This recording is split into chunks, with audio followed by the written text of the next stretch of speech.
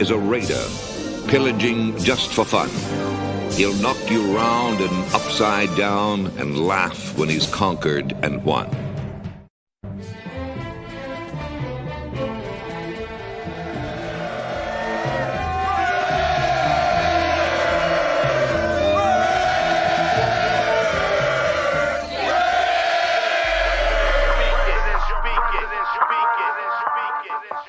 And I approve this message. Oakland Raiders, Oakland Raiders, Oakland Raiders. Just win, baby, win, baby, win, baby. We are the Oakland Raiders, Oakland Raiders, Oakland Raiders. Just win, baby, win, baby, win, baby. Don't need no invitation. We are that Raider Nation. We rock that black and silver. We make them shake and shiver. We make them reconsider. And we still committed. So if you want a piece of this, you can come and get it. Touchdown, touchdown. Let's throw a bomb on first down. Let's throw a bomb on every down. First we score, then we clown. Having fun, look around. Nobody loud as a Raider crowd. Nobody proud as a Raider crowd. NFL, how you like me now? We gon' do this open style. Nothing but action. I'm Bo Jackson, hit the hole. Run you over, goal line. Jumping over, going crazy. Lose your soul, lose your mind in the black hole. Here's the goal, Super Bowl. And everybody here, get the goal. Don't need no invitation. We are that Raider Nation. We rock that black and silver. We make them shake and shiver. We make them reconsider. And we still committed. So if you want a piece of this, you can come and get it. Oakland Raiders. Raiders. What's going on, man? How we doing tonight? What's up, guys? Cool. Chilling.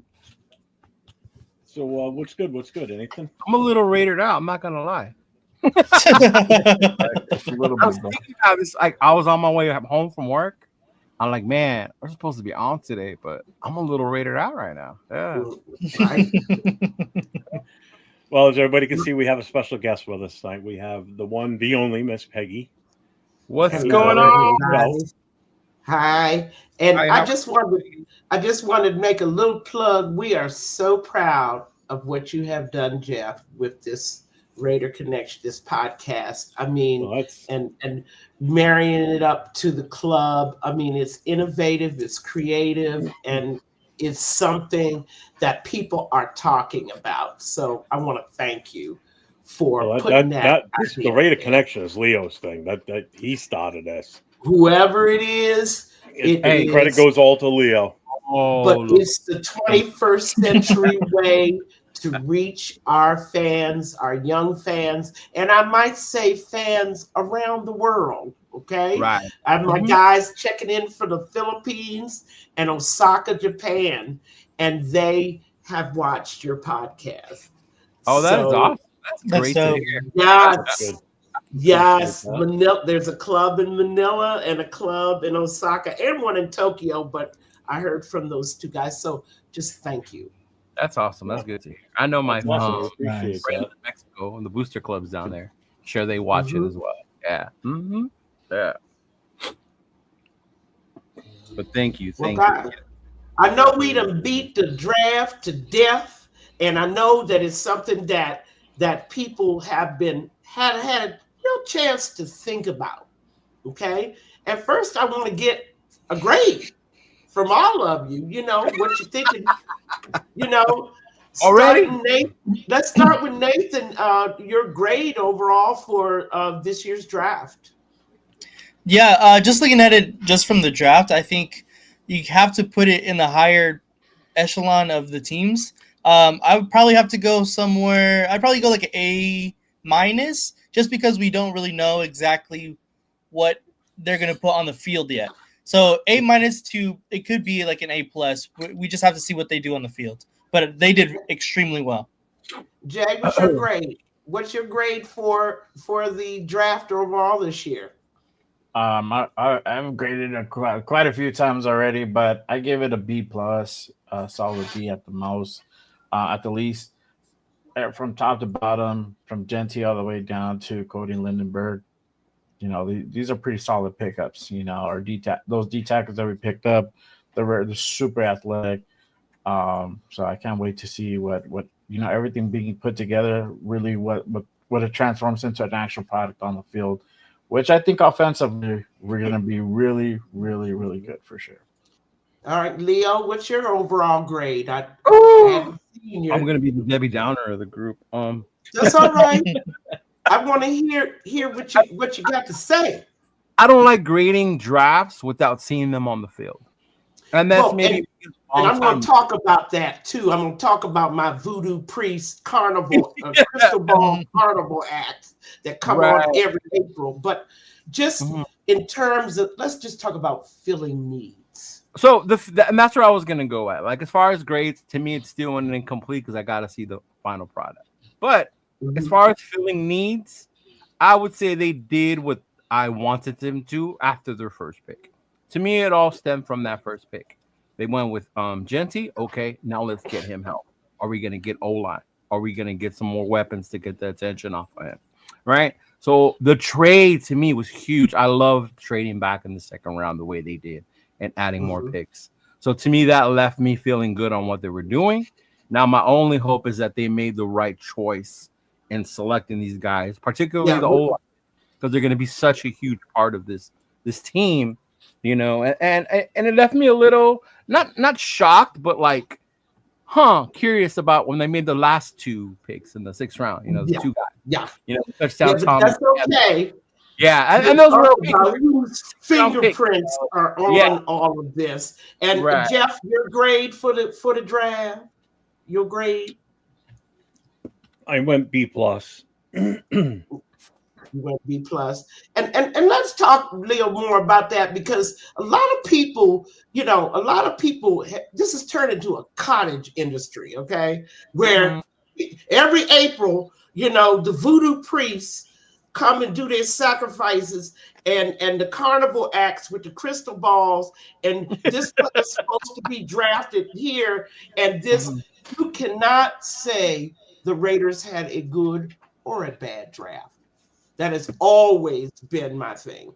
Right. Ask me in 2 years if these players are still on the rosters, if these players are healthy, if these players are contributing.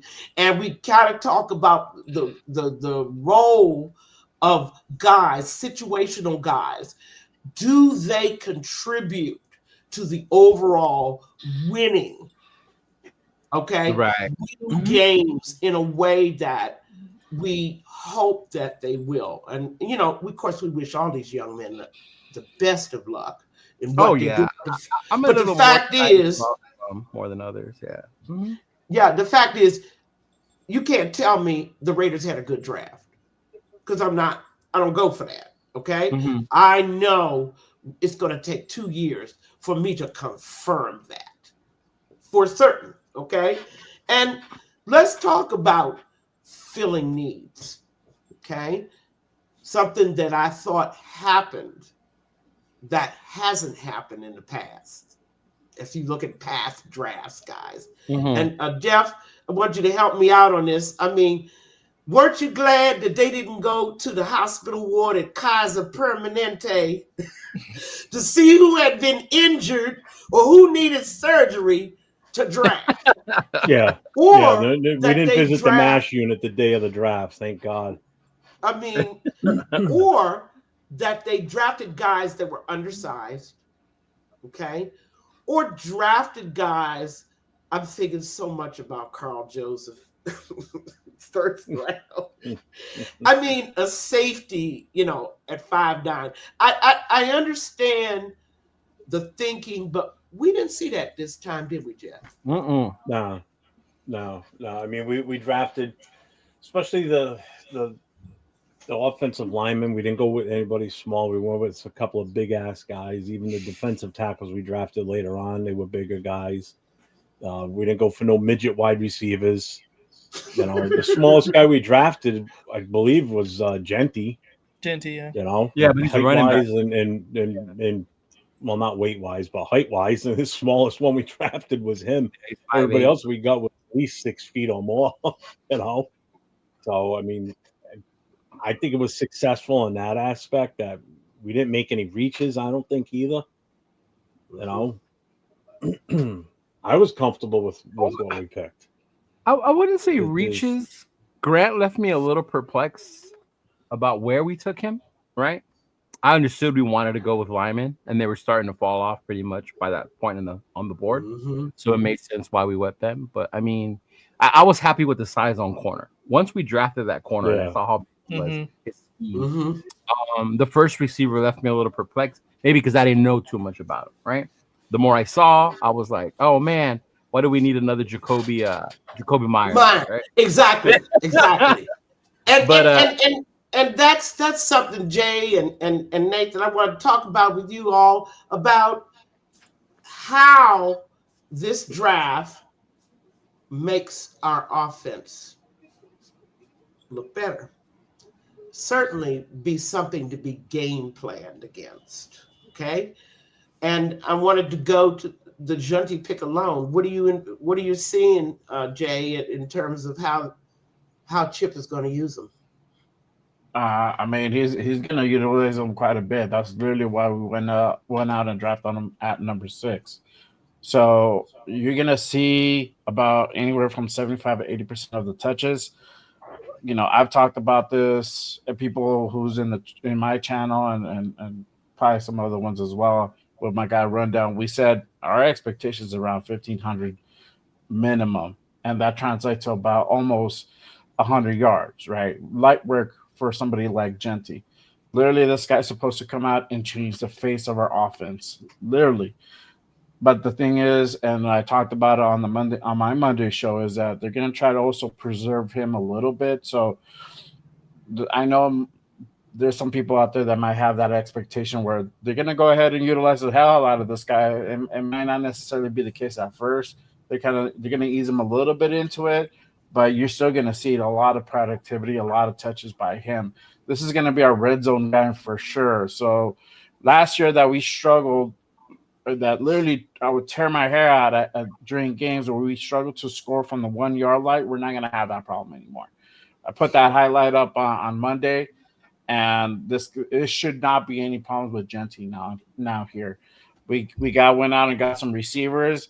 I know you guys said about Jack Bash, but yeah, he might be another Jacoby, but I think he's a little bit better than Jacoby as far as hand wise. The route tree is different, but this guy is dependable. He can make tough catches in traffic, and that's what we need. We need somebody who can go ahead and make those tough catches. We went out and got Dante Thornton, a field stretcher guys like 6'5", runs a 4.3, insane speed. If he breaks the tackle, he's gone. Blink an eye. So I think this offense is really, really taking a different look and a different shape now. I think we're going to find our identity really, really soon. And I just tell everybody right now, I would just kind of strap your seatbelt, because this is going to be something completely different from what we saw last year, which was, I think, our worst nightmare. And this is going to be a turnaround of that for sure.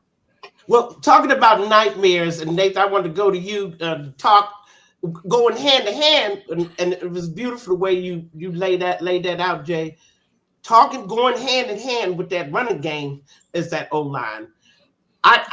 I compare it to, I don't know whether people remember this game for the 60 Your Mystery Date, where you open up the door and you don't know who's on the other side of that door. And I'm telling you, they kept the same guys, and they are trying to sell to us that the same personnel, we can coach them up and we can make it better. Nathan, I mean, Junty and the O-line go hand in hand. What are you thinking about that O-line? Yeah, I think as far as the O-line goes, I was kind of a little bit higher than I know a lot of people were on the O-line. I think the main part of what happened last year was because of bad coaching, and the Luke Getsy offense was just obviously all around terrible.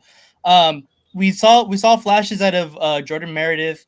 Obviously, JPJ had a good year. Colton Miller had a down year, but he was injured, so we're hoping to get him bouncing back. We saw good stuff out of DJ Glaze, and then obviously we're still trying to figure out that other guard spot. Hopefully we can fill it with one of these guys that we just drafted. And to me, it's more of an addition by subtraction of Luke Getsy. So I'm hoping that the offensive scheme by Kelly is going to be that much better to be able to put our offensive line specifically in more successful positions to be able to run the ball better, especially with a more explosive back like Genty, which is probably the best back that we've had. He's better than any back we had last year is what I meant to say. But yeah. I know. And Leo, I mean, let's talk more about the O-line. I mean, we picked up a guard, right? We picked up a OT, but that's not what disturbs me. Mm-hmm. I watched 17 games where these guys were overpowered, physically dominated by average D-lines, okay? I saw 2 quarterbacks, one get injured twice, one get injured for the rest of the season, okay? Mm-hmm. I saw the 31st ranked rushing game, and most of all, I saw a total lack of communication. I mean, there's so many layers to this O-line thing. I mean, rookies, you're going to have to give them a year to learn things. I mean, tell me, Leo, I mean, what could they be doing with this O-line? The same people? The way I saw the O-line, it was a lot of concern, especially in free agency. You know, there were some names we wanted, we didn't get none. And that made me question, like, what are we doing? Maybe they're going to address it in the draft. I do remember it starting horribly. You know, like Nate said, Colton was hurt. You know, it took a while for them to gel. The move from JPJ to center was huge. You know, towards the end of the season, you saw them kind of getting something together where they were actually not getting their butts kicked as much as they were in the beginning, which was good. My whole thing has always been the 2 inside guys, the ones next to JPJ. I'm good with Miller. I'm good with Glaze. But who's going to help on the inside? Because they always get pushed back. Parham, I'm done with Parham. You know, Andre James. But they kept him. And then they brought on, what's his name? For now. Huh? For now. Alex Kappa. They kept Parham for now. Yeah, they brought on Kappa. Kappa of all people, right? I was like, wow, that's who we're going to pick. So it left me, and then to top it off, our offensive line coach is Pete Carroll's son, the inexperience. So now we're going to have an inexperienced coach coaching this O-line. So to me, that's going to determine more what's going to happen with this season than all these weapons we've added. Because if you cannot protect these guys, you cannot give Geno time. If you're not going to block for Genty, then adding all that stuff is not going to matter. Those trenches are so important to me. And Jeff, if you can add on to that, I mean, people were telling me, well, Colton was hurt and that. There comes a time in a career of a left tackle, okay? Left tackle is the one guy that I cannot have overpowered. I think the physical problems that Colton was facing, there comes a time in a guy's career when he's had it.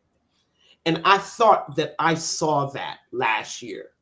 I thought that I saw that Colton physically could no longer do this job. And maybe you can move him over to the right side. I don't know, Jeff. Everybody loves Colton. Raider fans just grab onto a player and they never realize, you know. Yeah, I am not in love with any of those guys on the line.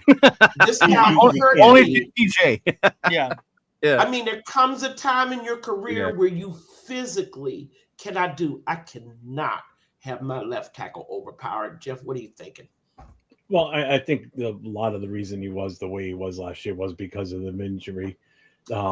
What I would have done if I was the line coach, I would have put him over on the right side until that shoulder was healed. Put him on the right side. Unfortunately, now it's like, now what do you do on left side? Well, I mean, live and let learn, man. If it means we're going to put Glaze over there, we put Glaze over there. The season was a wash anyway. Glaze, where on the left? Put him on the left. The only problem is now you're throwing your quarterbacks out to the wolves at that point. I mean, they were done anyway.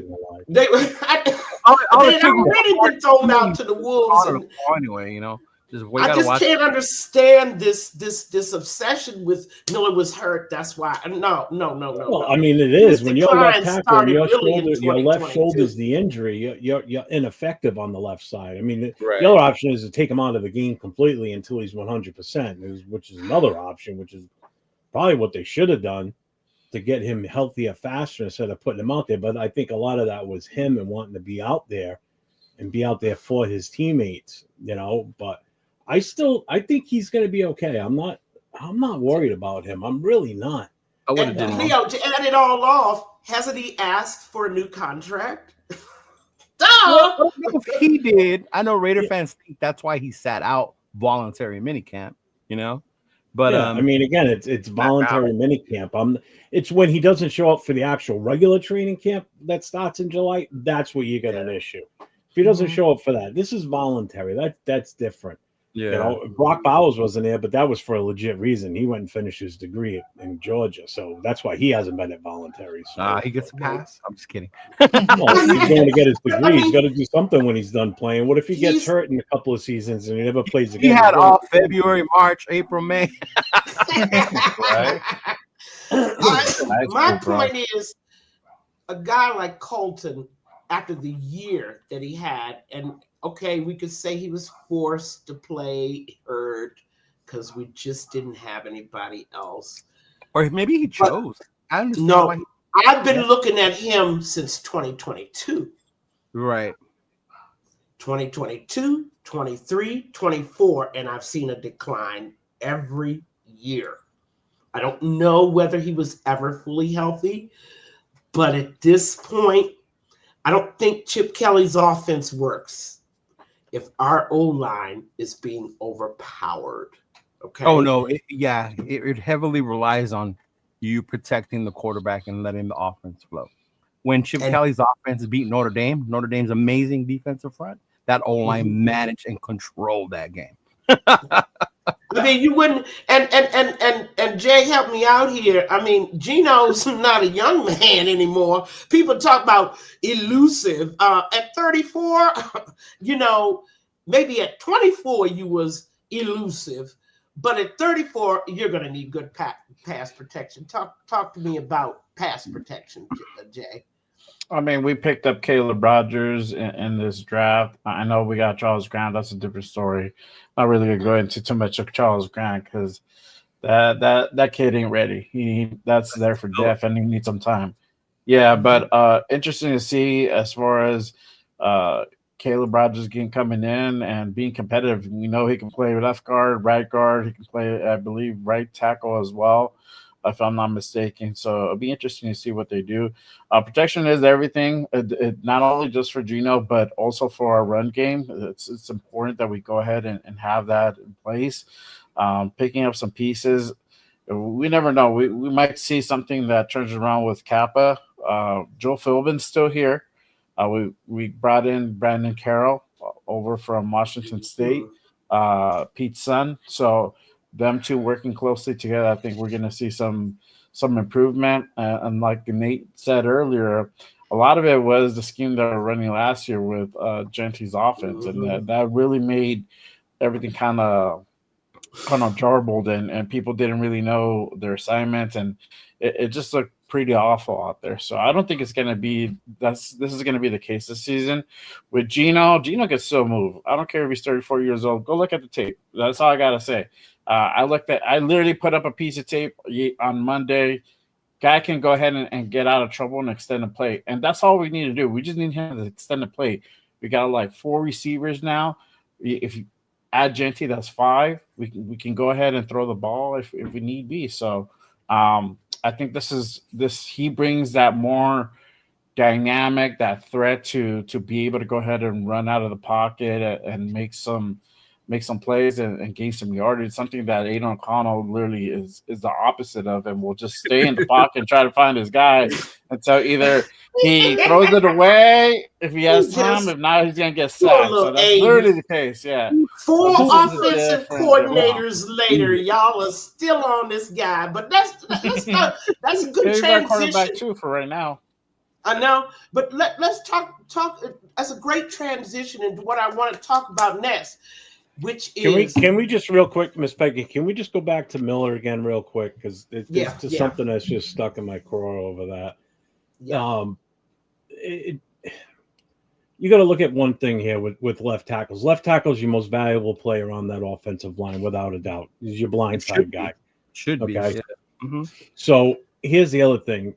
This is why I have faith in him right now, because you know why? Because we took a running back in the first round. We didn't take a left tackle in the first round. We didn't go up for the best left tackle in the draft.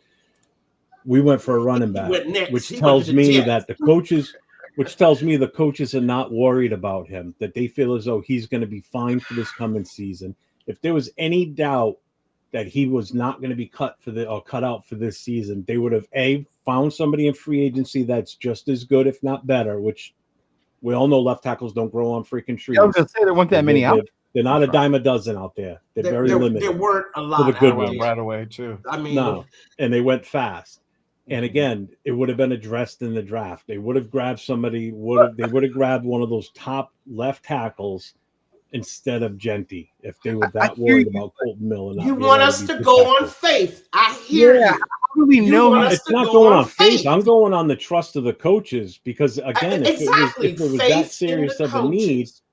If it was that serious of a need, they would have addressed it in the draft or free agents. They would have done something to address it.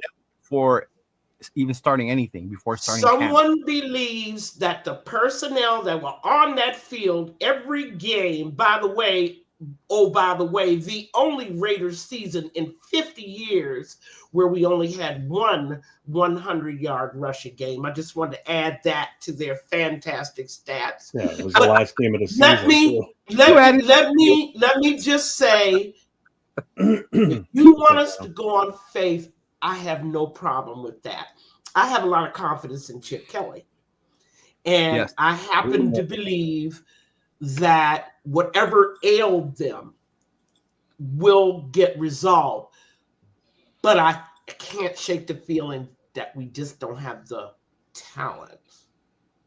We don't I'm telling you, I think the other thing too is with the offensive firepower, the skill positions that we grabbed in the draft and what we had already on the team, they're not going to be asked to, the line's not going to be asked to block for like 15, 20 seconds back there while he's scrambling. There's going to be chances where these guys are going to be open a little bit faster. So you might see a little bit more quicker plays.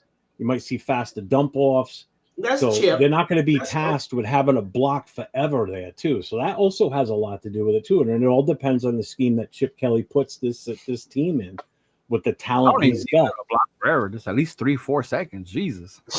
I mean, he didn't even get that. Did you see it? I mean, the plays, and poor little Ritter. I feel so sorry for Ritter because he just was, lost. But let's move this conversation to another extremely important change that we hope will be made, and that's our deep passing game. We had none.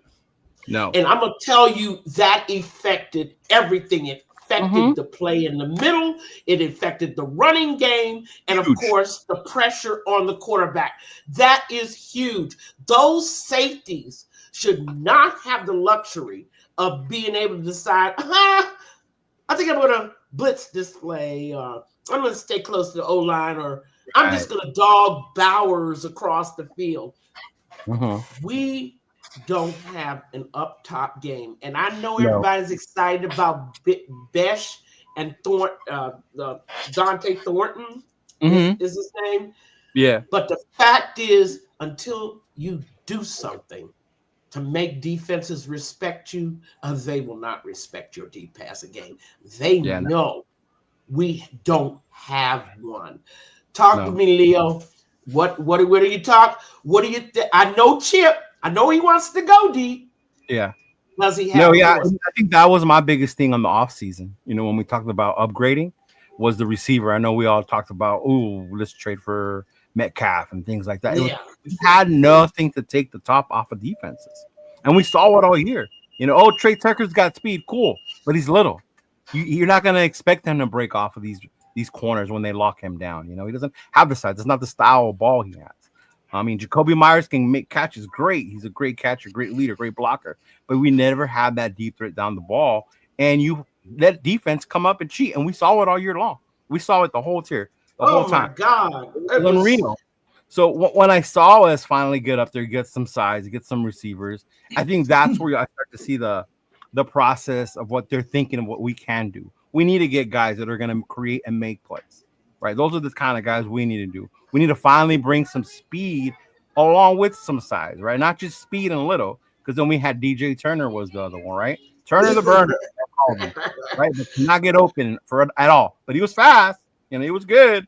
But Tucker at what? even. They just couldn't get off the line of scrimmage. And Ruggs had that same problem, by the way, in his first couple of years. I mean, just size alone. I mean, but Nathan, talk to me more. I mean, I like we got 2 receivers, but until they do something to make a defense fear them, I mean, we still have a problem with the deep passing game of that up top game. Talk to me about it, Nathan. Yeah, definitely. Like you said, like everybody said, last year we had zero semblance of a deep passing game. And I know everyone, once Devontae Adams got traded away, everyone expected for Trey Tucker to take that next step up, and we just never seen it. I do believe in Trey Tucker, but I think his spot is now his to lose now, considering we have Thornton, who runs faster than him, is much taller than him, and has better hands than him. So if he wants to keep his spot, it's going to be a tough uphill battle for him. But that's why I like the addition of both of those receivers that we got in Besh and Thornton, because they complement each other. So Besh, if you watch any of his tape, he runs routes like Hunter Renfrow, but is 6'2". So he is going to be demolishing anybody inside with Brock Bowers. You're not going to put middle linebackers, nickel corners on either of those guys. If you bring somebody in like Denver did last year to cover Bowers with PS2, you're going to put Thornton on the outside to burn the corner, because it's going to be a little guy out there. So it's both of those guys bring mixed matches all around the field. So I'm really excited to see what Chip Kelly is to do with this personnel, because prior to the draft, that's what my kind of biggest concern was. Chip Kelly had a bunch of players in Ohio State. He had all of those guys who put up big, fantastic numbers, and I was waiting to see, the guys that we get in our personnel to be able to implement his kind of offense. And I think these 2 guys help us do that to a T. But we might as well add, since we've drafted in the later rounds this Taysom Hill type guy, right? Malone. I understand he's decided he's going to be a wide receiver too in the Edelman tradition, right? That remains to be seen. Mellet? Once again, is it Mellet or whatever? But see, once again, we have to look tough and hard at what defenses do to us. Until we show them we have a deep passing game, we will still expect. Weren't y'all just so mad when Denver put 13 on Bowers? We couldn't make them pay. We couldn't make them pay. And did you see who Denver drafted? Another corner. Yeah, I saw that. Another guy to compliment him. Right. That's what. Oh my God. Yeah. I was so upset that we couldn't take it. But how dare you put your best corner on my tight end, and I don't make you pay? We didn't have the weapons to do it. That was the problem. Now I feel as though we got the weapons to do that. So we shall see whether we have. We got a running game. I know Hopefully Chip we'll have Kelly a running has game. the imagination. I know Chip Kelly is play designing and going to give those guys chances to be open, chances to get deep. That's all well and good, but until you burn somebody in this league, right? That's what I'm saying. You show them on the field, you have that deep threat. Make them respect it. Yeah, they have to respect it, and that's it. And I wanted to now transition. Talking about, I'm just going to mention briefly, a lot of Raider fans thought that, why don't we draft Shador? And I told them point blank, that is not a Chip Kelly quarterback. Cam Miller is a Chip Kelly quarterback. Yeah. Okay? That's the guy that I expected from a Chip, because remember in your head, Carson Wentz. I mean, you have to think about the type of offenses Chip runs. And you know he likes guys with strong arms. Deep, that can throw deep, can throw quickly, cross the middle. You know, those things he was looking for in a quarterback. I knew we were safe. Right. What do they say? Mark safe from. Yeah. We Mark were safe. never going to pick that guy up, Sanders up. Yeah. I was just kind of surprised he didn't pick up his Ohio State guy, Jay. Why did he do that? Yeah. I think Pittsburgh got him, Jay. He ended up in Pittsburgh. Yeah. Mm-hmm. Yeah. Yeah. Late, right? 6th round. Yeah. I was a little surprised. What is it? Howard was his name? Yeah, Will Howard. Will Howard. Yeah, I was really surprised about that because he was laying around late, and we didn't get him. Maybe Chip knows something that we don't know. I mean, that's his guy. Whatever he was going to run at the pro level just wasn't going to fit for him, too. You know, that's like the people that were saying, like, you know, let's get this guy from Ohio State, let's get that guy because they're familiar with Chip Kelly's system. It's not going to be the same system in the pros. You know, he might be familiar with their tendencies and what they can do, but as far as a fit in the NFL system, that just doesn't. You know, all right. So who knows about? I think that's the main reason why we didn't grab anybody from Ohio State. You know, on the offensive side, we did well. We couldn't get the wide receiver Ekbu. I think he was gone first round, so we couldn't get to him. I'm quite sure he might have been a nice pick, but we couldn't leave Junty on the board. Well, if we would have taken a lineman in the first round, I would have rather taken like Judkins or Henderson in the second. I would have been fine with either one of those running backs, to be honest with you.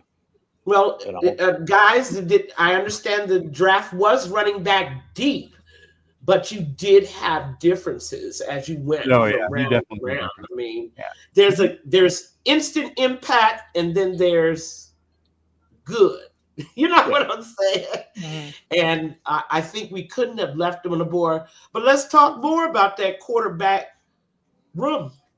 I mean, Geno's the starter, so I don't think anybody is disputing that. I mean, Cal has made it quite clear. No one's fighting Geno for that spot.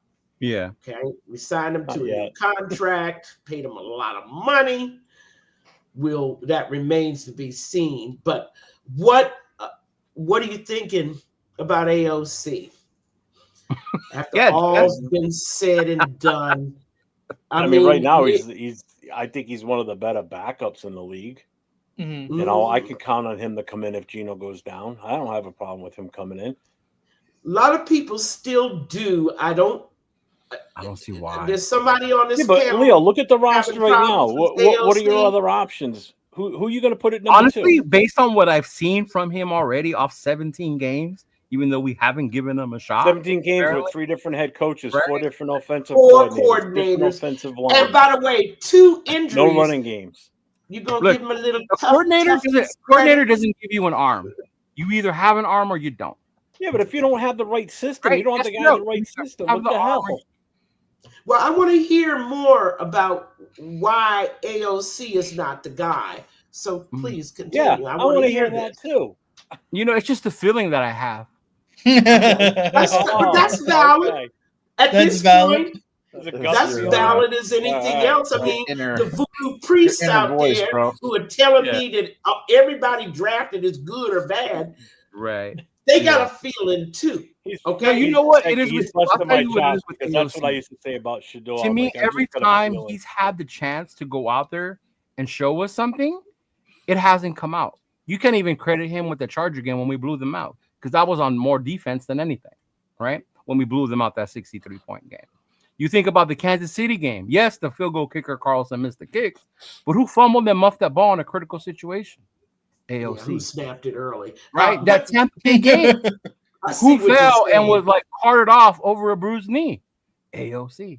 Like, come on. If that's the guy who we think is going to be able to lead us or we're going to rely on as a backup, like, no, man, I don't think so. I'd rather go through new quarterbacks, bring them in, and find someone more formidable that's going to be able to give me an option. Who's out there that's better than him right now? I'd rather take a shot with Con Miller at this point.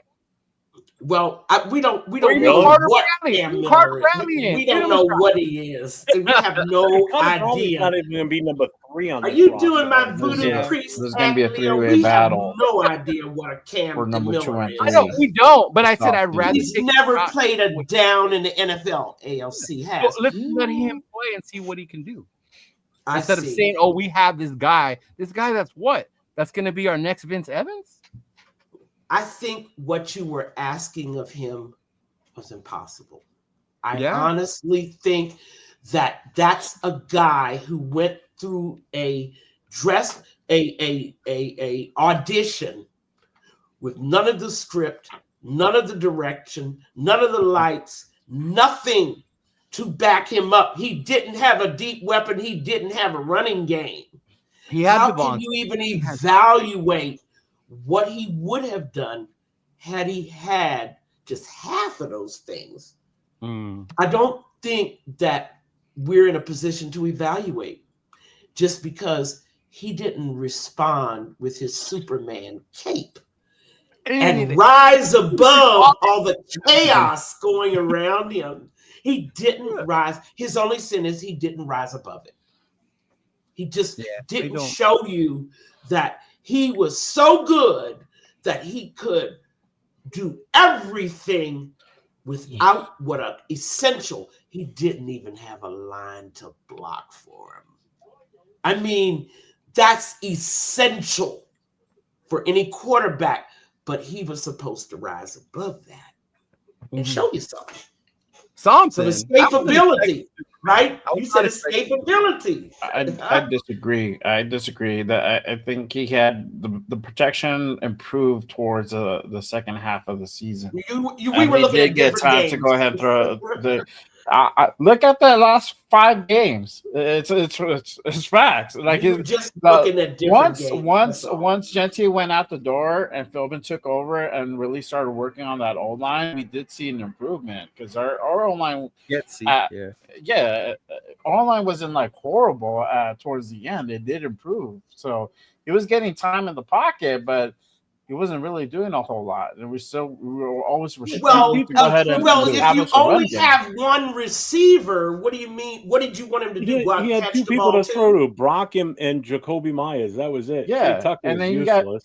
They had him schemed up differently. They had him schemed up differently, and then on top of that, I mean, it just we always would see the same thing about AOC.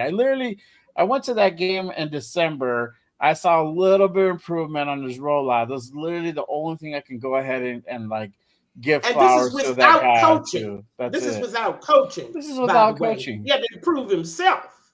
Okay. He wasn't getting coaching. That's for sure. I mean you want a guy who can rise above it. Just he has more talent. He doesn't need coaching. He doesn't need an O-line. He doesn't need a deep receiver. He doesn't need a running game. With AOC. He's getting coached by the GOAT now. So I hope that I'm wrong, and I do see a vast great improvement. And for him to actually take QB2 spot hands down from these other 2 guys that are literally chomping at the bit to go ahead and get up and get their shot at being quarterback 2. You got Bradley Carter and Cam Miller, right? Bradley is on his year 2. Cam Miller's a rookie. So, I mean, it'll be interesting to see if he really can beat that. If he can't beat out these 2 guys, I don't see him here next year. By the way, sure. Why if what is his name? Bradley Carter Bradley. Right? Yeah. If he was there last year to be called up, why'd they go out and get Ritter? He's all that. The same reason you don't want a different regime. Same reason you don't want to see Cam Miller yet because he has no experience. You got to let them develop. You got to let them develop, and it's okay because AOC is going to beat out Gino in the training camp, and he's going to be. Oh, you're really wow. Gino's got the job. I want what Jeff's having. I know. Yeah. I mean, are you sharing? I forgot my plug. I'm having Dunkin' Donuts iced coffee. Like Neil's trying to get Monster Yeah, Sponge. that I'm trying to coffee's get late. we don't Dog. know what's Did you not in slip that iced coffee. a little gummy in there, a little chewable, my guy? I'll say this about the quarterback room. I'm happy we got Geno. It's a huge upgrade from what we had last year. Huge upgrade. Yeah. Even though Geno's saying the middle tier quarterbacks in the NFL, it's better than we were in the bottom 30, right? Where we were last year. So to me, that's a huge upgrade. I don't think the job is done as far as the Raiders quarterback because we still need someone who's going to eventually franchise take over. quarterback. Mhm. Right. And I don't even want. I mean, I do. Of course, I want a CJ Stroud or a Jaden Daniels. Of course, that's what I want, right? But to me, at this point, I want them to find the quarterback that's going to lead this team. Something we've been missing for so long on the most important position on the team is the quarterback. Mhm. You know, instead of being, oh, well, that's the best we have, so we're going to let him keep going because that's what he does. Like, I was tired of settling on that position specifically. We talked earlier about left tackle being important. How important is the quarterback? Well, see, this goes back, and Nathan, back me up a little bit if you can, to decisions made by this franchise, okay? We are paying the price for super bad football decisions, okay? To me, it's rooted in our organizational structure, okay? I look at all the successful teams. I see them with strong GMs, okay, who collaborate with strong head coaches, and they come out with winning teams.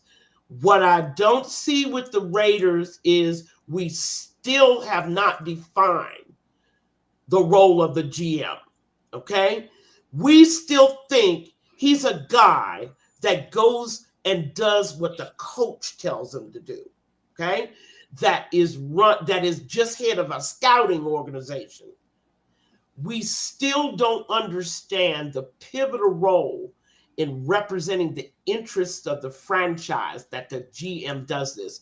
But nevertheless, let's end this by talking about whose fingerprints y'all thought y'all saw on that draft. I'm going to tell you right now, Chip Kelly. Yeah. An ex-GM, by the way. Wannabe GM. That's right. I saw Chip. I saw Pete in the defensive players. Mm-hmm. I ain't see no spy tech because he don't have no record, okay? Yeah. What I did see is Chip's a GM, Carroll's a GM. Former, okay? Former. Mm-hmm. But I saw Chip's fingerprints on it a lot more than I saw Carroll. Okay, because if Carroll, being a defensive guy, had his way, what did we get? A cornerback and a linebacker out of it? A cornerback, linebacker, and 2 defensive tackles. Yeah. And 2 defensive tackles, okay? I mean, we could have seen that, but I saw Chip's hands on it. What are you thinking, Jay? You're sitting there quietly. Can you hear us? Oh, yeah. Well, whose fingerprints on this draft? I agree with that. I think it's a collective from everybody. That's the way that this regime has been running. It's been more of a collective than one single person running the shots. And I think that's really how you should go ahead and go about things, because you know the GM can go ahead and try to put a team together the best he can, but he's not the one coaching it. He's not the one really out there, you know, putting the plays together, running the schemes. He's not. You know, he's not in the booth. You know, he's up in his suite watching the game. That's what he's doing. But, you know, he's going out asking, you know, Chip, hey, what do you think about this guy? What do you think about that? Who do you like? Who should we go after? Same thing with Pete. Who do you like? Who we should go after defensively? There, you know, he's the bringer of the minds, right? And that's what we literally saw in this draft, is bringing the minds together, and it was a collective effort up and down. I mean, we saw Brandon Carroll that came in and talked on day 3, and they said it was just a collective effort from everybody who worked hard and put a lot of time in and scouting, going out to the Shrine Bowls, those Senior Day Bowls, all that. Looking at film, talking, doing interviews, all that good stuff to put, you know, to bring this draft together. So I think it was a collective front. I don't think it's one person's, you know, fingerprint on it. I think it runs from all around. Right? That's how I think, and I think that's a good approach.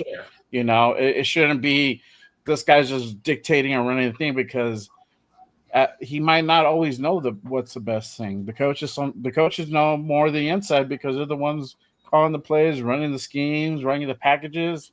They're the ones who know. Yeah. And I say that, I understand about the collaboration. That's critical. I mean, Kansas City, Pittsburgh, all the successful franchises, perennially, they have strong GMs. Yeah. Okay. In a league but but I'm sure that there's that collaboration, that consensus that goes on. But I say this in the most respectful way, that the GM as coach model doesn't work. Okay. And with the exception of Belichick, I'm sorry, I blaspheme, Jeff, but the exception of Belichick, every attempt has always ended in failure because the coach needs to worry about what's on the field. The GM's role is to promote the best interest of the franchise. Gruden and Mayock come straight to my mind. I mean, it stood out so starkly with McKenzie and Del Rio and what happened to Musgrave. Yeah, Musgrave. Oh my God! Ever happened? Never happened. Yeah. If we had a strong GM, there is no way he lets Musgrave walk out the door after delivering the 6th-ranked offense and getting us in the playoff. Carr having his best year as a pro. There's no way. I don't care what Del Rio has to say. Same thing happened with Buckner, right? Under Gruden, where Buckner, the D-line coach, comes in and brings us from 32nd to 20th in sacks. Okay? Cleveland plays better. That's Max's first year. He's got to say that Buckner taught him a lot. What happens? Gruden says, I want to bring in my boy Marinelli. You're fired. My guy. Yeah. A strong GM would have never, ever let that happen. I don't care. You want Marinelli? I'll pay him as a consultant. Right. We'll bring him in as assistant head coach. But we had a lot of those last year.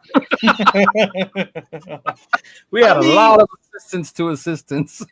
Well, but the whole point is that when you have a strong GM, decisions that are made are not coach driven. Chris, and that one right there. That's the thing you have to guard against. Because you said it. Everybody doesn't know everything. Okay. And the coach's GM model doesn't work. Right. The coach cannot be the GM. The GM has to be the GM. I'm walking off the stage with that final thing. I am very happy that we filled needs. Now let's go out there and see whether I'm ready to see it. AFC West competitive. That's what I want to be within the division. That's where it's got to start. It's got to start in the division. Yeah, that's right. And now we've got the coach with the credentials to match up. So guys, thank you so much. We will talk another time. And I'm grateful to have the time with you. Bye-bye. Thanks for being with us, Miss Peggy. Take care. Bye. Man, woo, that was so true. She's always we are not used to having a general manager as Raider fans. Yeah. Oh God, I think I forgot about that one too. I don't know if I took it the wrong way, but I know I might have seemed like a little snippy with her at one point, but it looked like Jay was biting back a little bit too. I could see it. Well, I just don't agree with some of the things, bro. And that's my thing, and this is why we have this forum, this platform. Is that if I'm not gonna agree with something, I'm gonna let you know, and that's just the way it is. So there's some takes that she did, which I wasn't in we're not aligned. I don't agree with why. For Aiden, I don't. I'm sorry, I don't. But that's why I wanted to jump back onto the Colt Miller thing and the offensive line. Like, how can you excuse that wasn't left at the right spot when we were getting ready to move on. That's why I needed to jump back in. Yeah, I guess my whole thing when people make excuses for certain people, it's like you got to make them for everyone, not just the people you want to, right? You want to say O'Connell hasn't this because he didn't have that, but yet Miller's a bum. You know, like he's proven to me the last couple of years. Like he played under the same situation. So you're saying Miller's a bum, or you're saying he's not? No, I'm saying the way she was saying how Colton Miller's, she's ready to like move on from him, or we should have. Right? A lot of people are, and I don't get it. I wouldn't. I don't ever want to move on from the left tackle unless you have one already that's going to take over. And that's the problem. That's so hard to find because we did that with quarterback. We moved on from DC, no matter how you felt about him. We moved on from him without having the next one on deck. Yeah, you know? I mean, I wasn't into the whole, content stuff at that time when that happened, but I know I would have been having a conniption that this was your backup plan was to bring in Jimmy Garoppolo. Right. That wasn't even a lateral move. That was a downgrade, if you ask me, a major downgrade. Yeah. Well, the only people who said it was an upgrade was based on his win record, but then they forget with San Fran, built San Francisco, with an amazing defense. That's who was winning the San Fran. It wasn't him and his spectacular offensive play. By the way, Hajay. Yeah, I came in with the spear. She did, bro. With the spear, bro, like groundbreaker. Oh man, that's so funny. It's like somebody just came in here and threw a fucking frag grenade or a fucking flashbang in the room, and we're all still like, whoa. No, you know what? I'm glad she said all that because I think it to me, and I've been saying that, thinking that lately. I even said it this weekend to people. We made good moves, we made things, but we still need to see it on the field. Well, yeah, definitely. And I agree 100%. Right? Yeah. I mean, obviously we upgraded the offensive coordinator. What's that going to look like on the field now that Chip Kelly's back in the NFL? You know? Yeah. I think it's going to be a big improvement for sure. I think it's going to be a big improvement. Now I don't think it's like leaps and bounds type shit, but it's going to be way better than what we saw this past season. That's for damn sure. And we saw some really bad football this past season. Terrible football. I wish that we never have to go through ever again. I was more excited for college than I was pro, and that never happened. Because that's how bad we were playing. That Atlanta game. How many motherfuckers fell asleep watching that one? We were just talking about that last Friday night. It was Turf, myself, and Chris Freitas on a Monday on a live feed, the three of us, and we were just like falling asleep watching that game. It was the worst one, and Turf was like, "Oh my god, that was absolutely horrible." Rundown fell asleep during that game. I remember that. That was the worst game. I mean, that was pathetic. I mean, good god. Mm-hmm. I would have rather watch us get blown out by the Panthers again than watch that debacle on Monday night. It's like nobody wanted to win the game. Nobody wanted to play. It was like literally nobody wanted to win. Anemic teams. Yeah, my girl asked me. I didn't think about it till afterwards. She's like, "How come we didn't go to more games last year in Vegas like we normally did?" And I think I was at that point. I was so unhappy what I saw on the field. I was cool just watching it on TV than being there. Yeah. Yeah, I wish we had more primetime games and shit, because then I wouldn't have to go to bar on Sundays and watch that miserable team play those games. And great, yeah, I'm spending it with the club members, but we went from a high of like we had 75 people at game one, and as the season went on, it was dwindling down to like 7, Bro, 8. You should have seen me and MC Raider trying to gather people to come to 28 West. Oh, yeah, I bet, bro. I think you were recruiting for that. And it's nothing on that spot. Great spot, but it was just the temperature of the fan base at that point. You know what I mean? Yeah. Shout out to my guy Eric Mota. He's watching. But yeah, Severe, you're right. And Derek Carr went to a ready-made team with weapons, a good defense, and a weak division, and he still failed. Yeah. That's your girls' team, huh? Mm-hmm. Yeah. God. Terrible. Yeah. Yeah, I mean, and we have to see what Gino's going to look like. I know we all think of it as an upgrade, but, what's it going to look like on that field with our O-line? I think it's going to look better. You know? Oh, I hope so. I think it's gonna look better because I think this offensive line is a little bit better than what he had in Seattle last year. So even if Caleb Rogers happens to make his way into a guard spot, I think it's even all the better, like having that dude there set apart. But we're gonna definitely. I think that's one of the areas that I think everybody should start kind of looking at. Is just what really that O-line is gonna when they put out the final roster and the starters and everything. Come probably the last game of preseason. Just kind of will dictate how our literally our protection, our online blocking, all that's going to really, look and come together.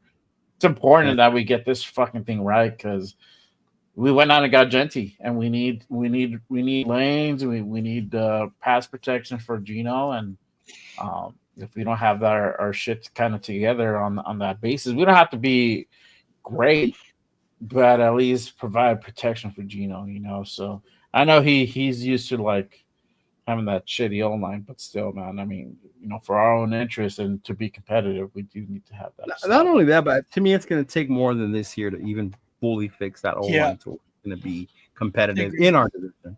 And I think the other bonus too, and everybody kind of tends to overlook too in a way, because you don't hear a lot of people say it's just the coaching in general, and not the head coach, not the DC or the OC. It's all the positional coaches. He surrounded these players with coaches that hopefully are going to be able to step these guys in the right direction. That's going to make all the difference in the world. You could have the greatest OC and DC in the league, but if you don't have those position coaches out there, getting these guys ready for this to perform as a unit, I think that's why Max was so happy that we kept the D-line coach as defensive coordinator. Finally on the defensive side of the ball anyway, that's more of the consistency going on, which is crazy when I thought about it afterwards. I think I was talking to Run and then the other guys about they must have more faith in this linebacking core than we do as fans. And they really must, right? The same way you said they have faith in Miller. That's why we didn't draft or sign one. They must have faith in these guys to not go more aggressively towards someone else, They're cool with Robert. They would have made moves. I think they would have made moves earlier, definitely. Right. Yeah. And you can see that in where they made the moves, which is where the areas they weren't comfortable in. They weren't comfortable with quarterback. They brought Gino. They weren't comfortable with our running back room. Boom, used that 6th pick and got the best running back in the draft. They got Genty, I think even if they weren't comfortable with the running back room, I think the big thing is if they weren't comfortable with what they were going to do with the offensive line, that would have been addressed first. It would have had to have been. Say Colt Miller it came down that, all right, he's not going to come back because of the injury. Well, we picked what O-lineman now they're forced that they're going to have to grab somebody in the draft, and that just would push your running back. We let go because without the James. O-line, the running back picking the running back first ain't worth shit. Yeah. We let go Andre James, so they're not afraid to let go of dudes, and exactly, and that's the way it should be, And they saw a problem. They saw that JPJ is almost by leaps and bounds better than James, and so that's where they decided to go ahead and cut ties, And that's what we're gonna see, We're really gonna see competition, and even JPJ spot. Even though we probably all know that position is going to go to him, he's going to win that out most likely outright. He still has to compete for it. He has to go out there and put in the work, and he has, and only going to make him better. That's the thing. It's only going to make him better. I'm glad for it, man. The position, but JPJ, it's like the defense is the one unit that I don't feel, how do I want to say it? I don't feel like there's a big need talking about the defensive side of everything. There is. That's what I was gonna say. I feel like the side I'm worried now is the defensive side. Yeah. The linebacker. See, I'm still worried about the offensive side, to be honest with you. Nah, it's literally the defensive side. So I think on the offensive side, it all depends on the trenches. After the front four, after the trenches, the front four, it's literally we got nothing almost. It's kind of light. So our front four is great, phenomenal. We're gonna get to the quarterback and apply pressure and stuff to run, and that's what we should. But we better guys figured it out on some of these guys and start slinging the ball, slinging the rock. I mean, we're in trouble, bro. I mean, on defense, I still think our linebacker is the weakest right now. Oh yeah, but that's what I'm saying. They must have more faith in them than we do as fans. They really must. There's the fact that they waited till the 7th round to pull a linebacker, and that's right, because there were linebackers there before we could have taken. We didn't have to take Grant where we took him. You could have got a formidable linebacker at that position, at that pick, right? Or even another edge. What's his name from Ohio State was still there by that point. Right? Yeah. I know we were talking about it when I was with 805. Jack Sawyer. Yeah. Jack Sawyer was still. Yeah. So I was like, damn. But then when I saw, they were going with the O-line, it made me see this is where they're filling their areas of where they see to make the quickest way where they're going to make the improvements, right? Yeah. I mean, they picked up. I mean, Cody's pretty good. They picked up John Joyner, as an undrafted free agent. So I'm hoping to see what's up. John Joyner is he's cool, man. Like I ain't mad at that pickup. So I want to see what happens with them. Yeah, I know that happened with last year too. Chris had an undrafted guy come on the show. Found in love with him. Found in love with the dude. His character. No, it's not even because of Chris. When I saw no, I'm saying when it comes to undrafted guys, like I always have like an undrafted hero. Last year it was Carter Bradley and Wu Governor, right? Like those were my dudes. And this year, he's one of them. And then I got to see the rest of them, how they look. But I'm really interested to see how these FCS kids are going to look, though. Yeah, that's who I'm really excited for, too. They're properly developed. Like, I think those two kids really can come out and do something, Tommy Mellott. Yeah, Tommy Mellott is definitely going to be something else, bro. And that's what I'm saying. Like, he gives that Tyson Hill kind of vibe, like smaller. That's why I don't like calling him Tyson, because Tyson's bigger. But vibes. Not like he's going to go play tight end, bro. Like, he's going to be able to go ahead. When Tyson Hill came in with short yardage and you knew it, like Tommy some snaps, some deceptional type of play, some, some fancy type of stuff. Where he'll but man, you guys go back and watch some of Cam Miller's throws in FCS, the college. Man, that kid can play, man. The kid's a baller. He's a baller. I went back and I was looking at some of the mock drafts that I had saved. Cam Miller, remember that one we did, Nate, where I had like 29 picks? I think on that one too. Cam Miller was on that list. He's one of the ones I picked in that list, actually. It was like one of the second to last quarterbacks I took.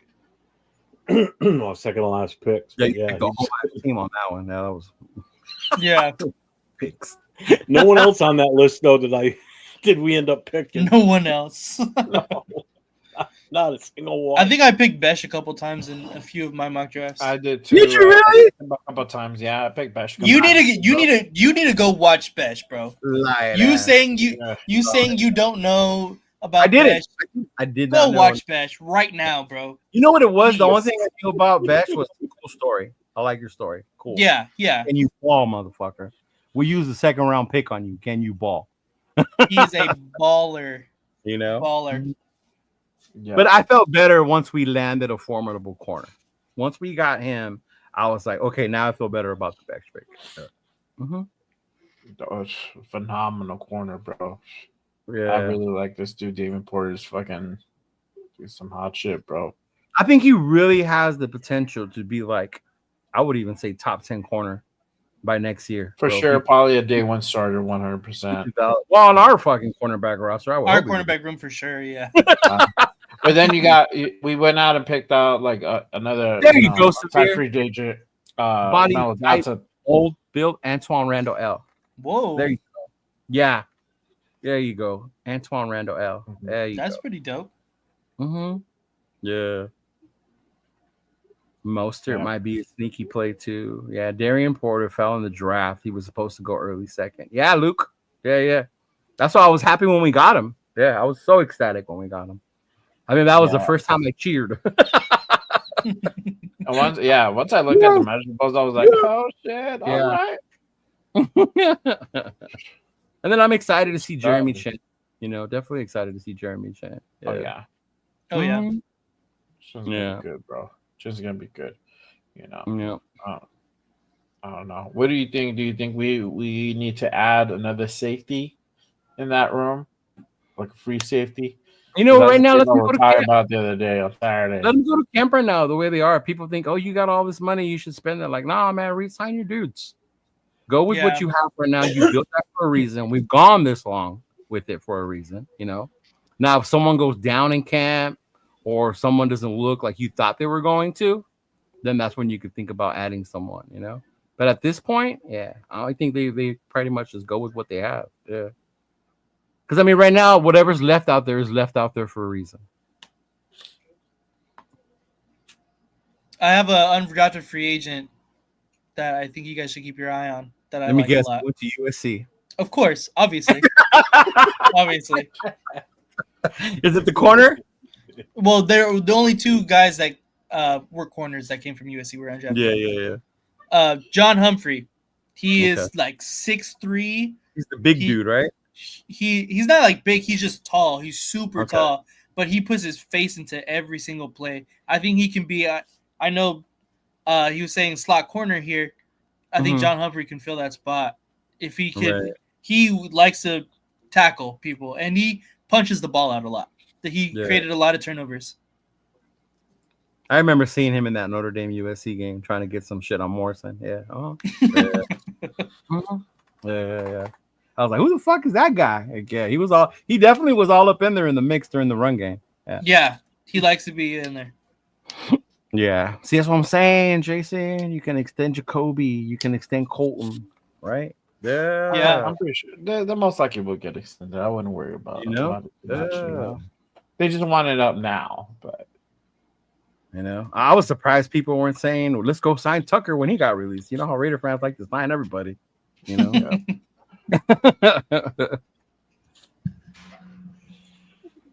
How much do you think? You know what? I don't think this regime really tells the players, hey, you want us to get this guy. You know, I don't think as much as you would think. Yeah, very, very minimal. Even with Brady, a lot of people thought Brady was going to have such a hand in this, and now we know he's not at all. But you know, because they were just like, hey, you know what, you guys got it. You know, what you guys think best. I think how it should be. Bro, I'm glad the owners aren't involved in that shit. Well, yeah, that's why you bring these guys on to make those decisions. You know, that you use that football experience and whatnot. I don't want us to become the Cowboys. You know, Jerry Jones runs everything. Fuck all that. I mean, you got Pete Carroll, bro. That guy has like a fucking decades of experience. You know, I mean, who else better than that dude? According to some people, right? Then he's out of here. Yeah. Mello Dotson. Mello Dotson is sick, bro. I love Mello Dotson. I think he's gonna be good. Jaw's gonna be good too, bro. Jaw's gonna be good for sure. Yeah, the DB room, great. Linebacker room, bad. We'll still have, you know. We'll see what these guys have picked up. Yeah, but that's what I'm saying. I'm telling you, they have more faith in those linebackers than we do as fans, right? It's just I'm glad they didn't have faith in that receiving room. I know. When I saw us get wide receivers, I was like, hell yeah, Jesus Christ. Raider dead. Cam Miller has a nice quick release. He does. It's a quick release. And he runs that fucking Chip Kelly style type offense. Yeah, he does. Type offense, he runs that shit nice. He can move a little bit too. Yeah, he's got some speed too. He got wheels, bro. Yeah. That kid's a baller, man. He can play. This guy, you know, it's so funny. I had a vision of this game, and I was like, man, I'm gonna be talking so much shit and watching Notre Dame shit out of Miami. This is Miami's kicking Notre Dame week 1 is going to be good. Who's Notre Dame's projected starting quarterback next year? You know, they're still going into spring. We're figuring that shit out. They always do. They always got transferred the past couple of years. Notre Dame's been doing that lately, which is not good.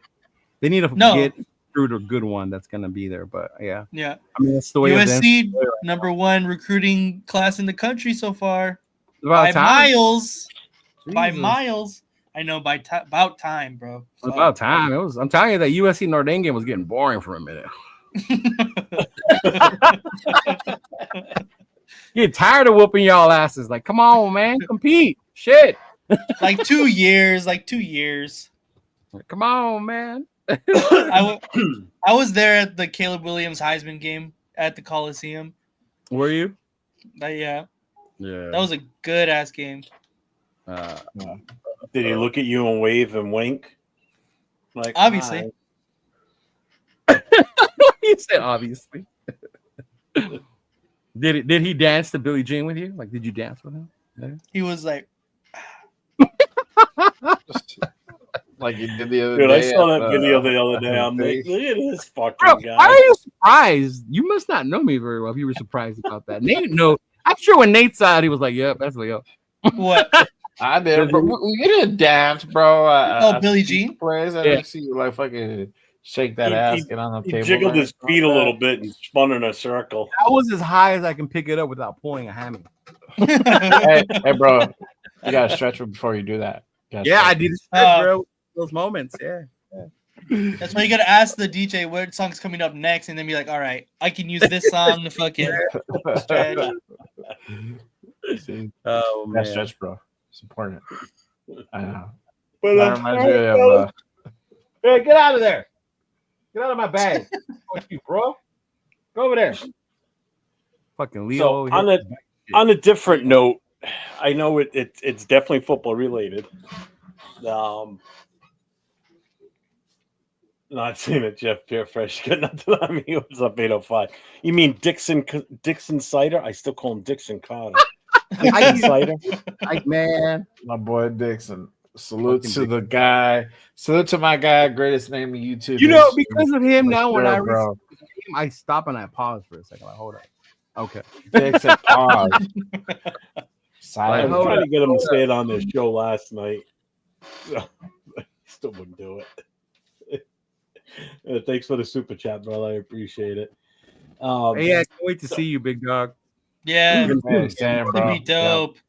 Staying at La Quinta Inn, and apparently we're gonna go next door to the Clarion Bar. Yeah, I'm there. So we're probably gonna come back, most likely. See if I last, bro. We're gonna be out there fucking working. Shit won't end like till 10. I'll probably want a nap after that shit. Wow. Shaq says you're a made man, Nate. You say, can I super chat an iced coffee from Dunkin' Donuts? Yeah, please do. There you go. That should be one of my icons for the only if you can super chat a monster for me at the same time. Yeah. Dang. So anyway, on a different note, Leo knows about this. The Super Bowl trophy.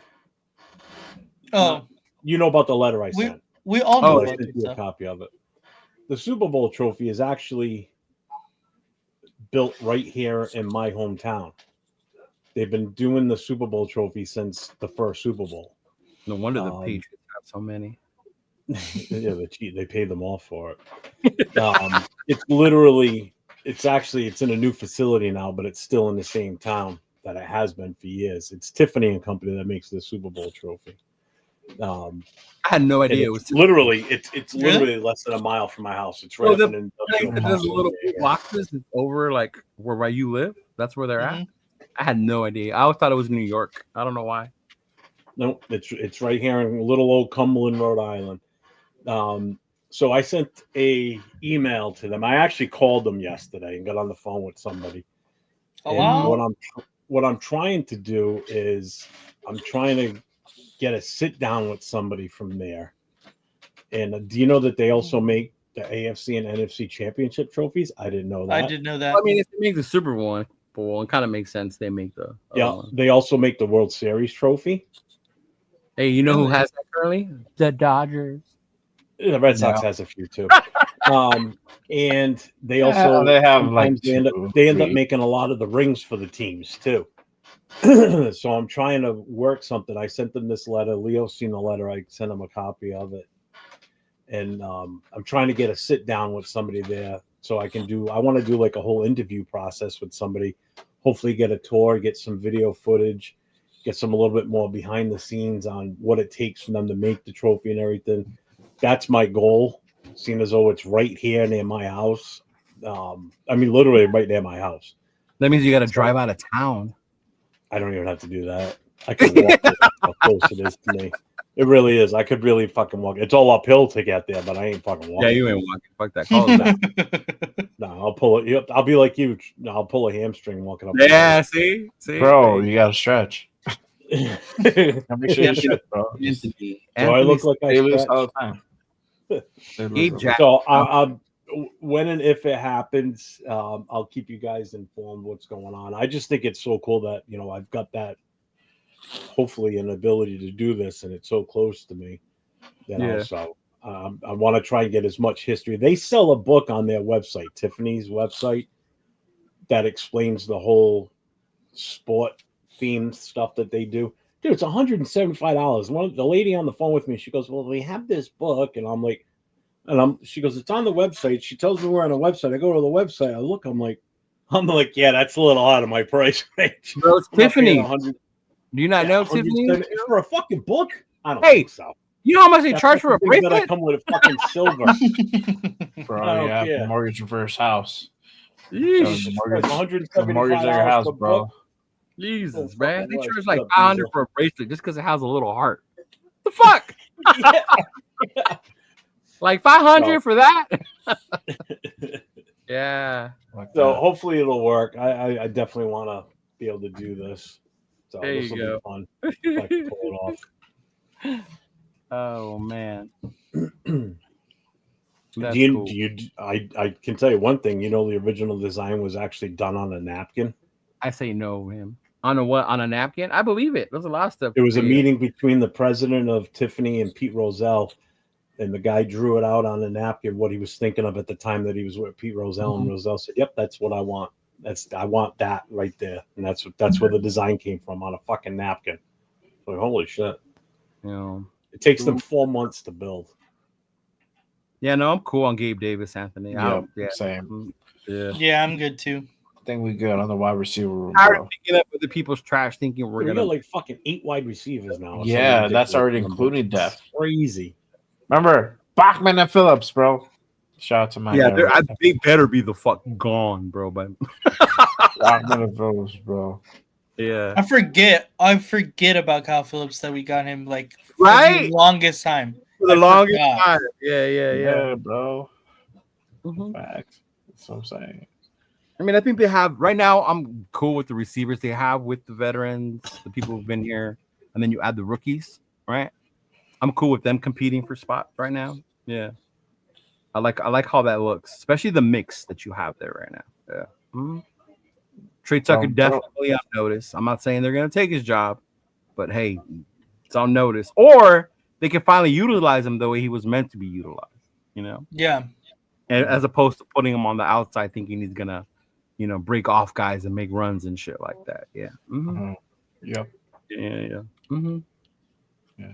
Are we officially at like the slow time right now? That's what it feels like, doesn't it? No, because next week the schedule comes out. Well, that's what I mean. But I mean, like right now, it's like right now after the draft, it's kind of like how you have like you drink an energy drink and you're all excited and shit, and then you crash.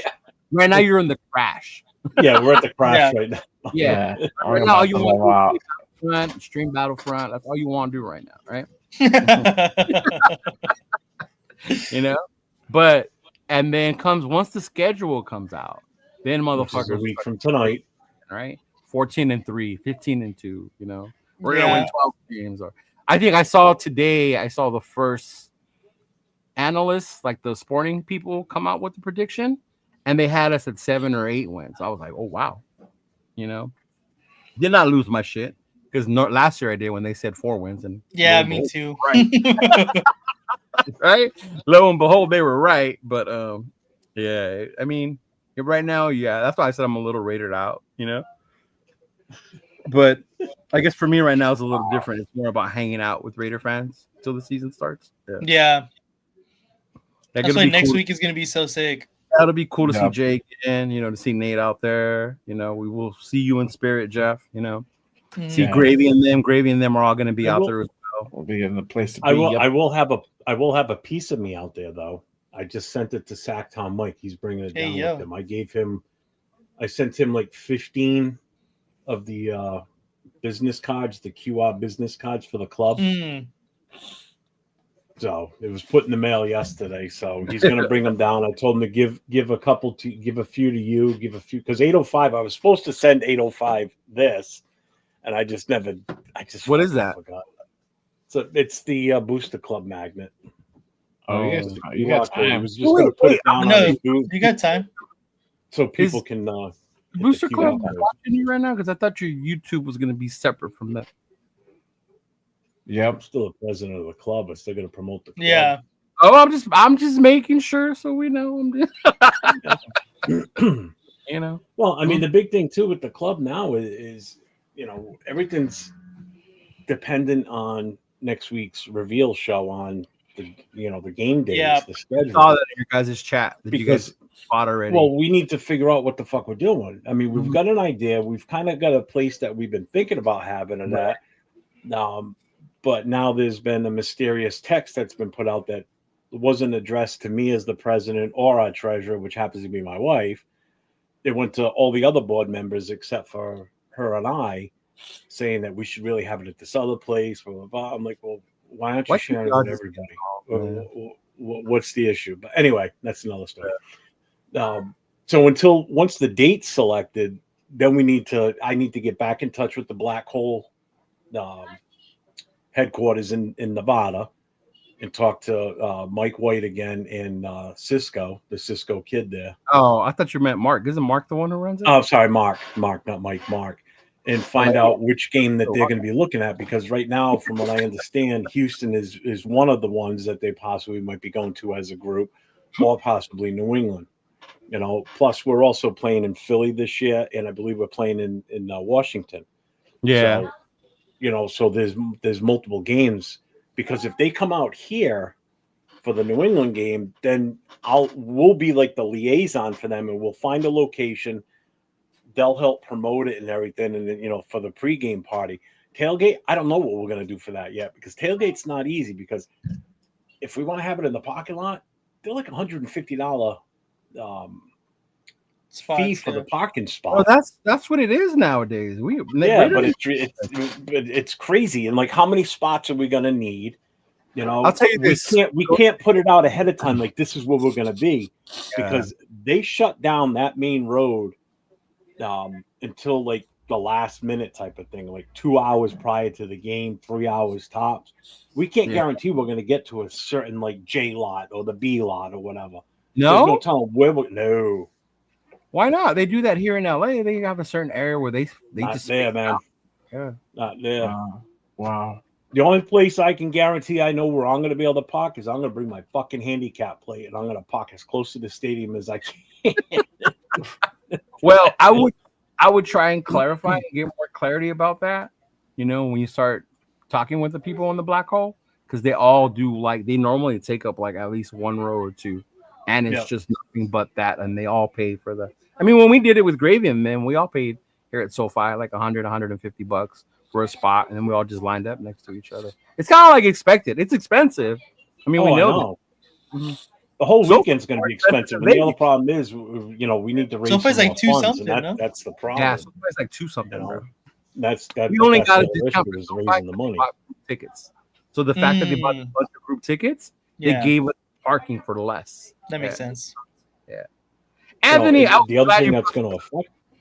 So there have been a lot of rumors about Wilkins being hurt. If y'all saw the film the Raiders put out today, Wilkins is fucking fine.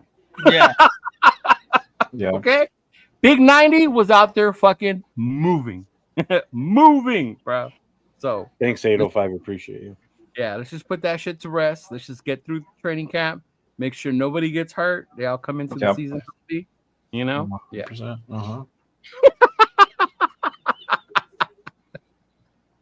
You bleed Dunkin' Donuts? Oh yeah, he does.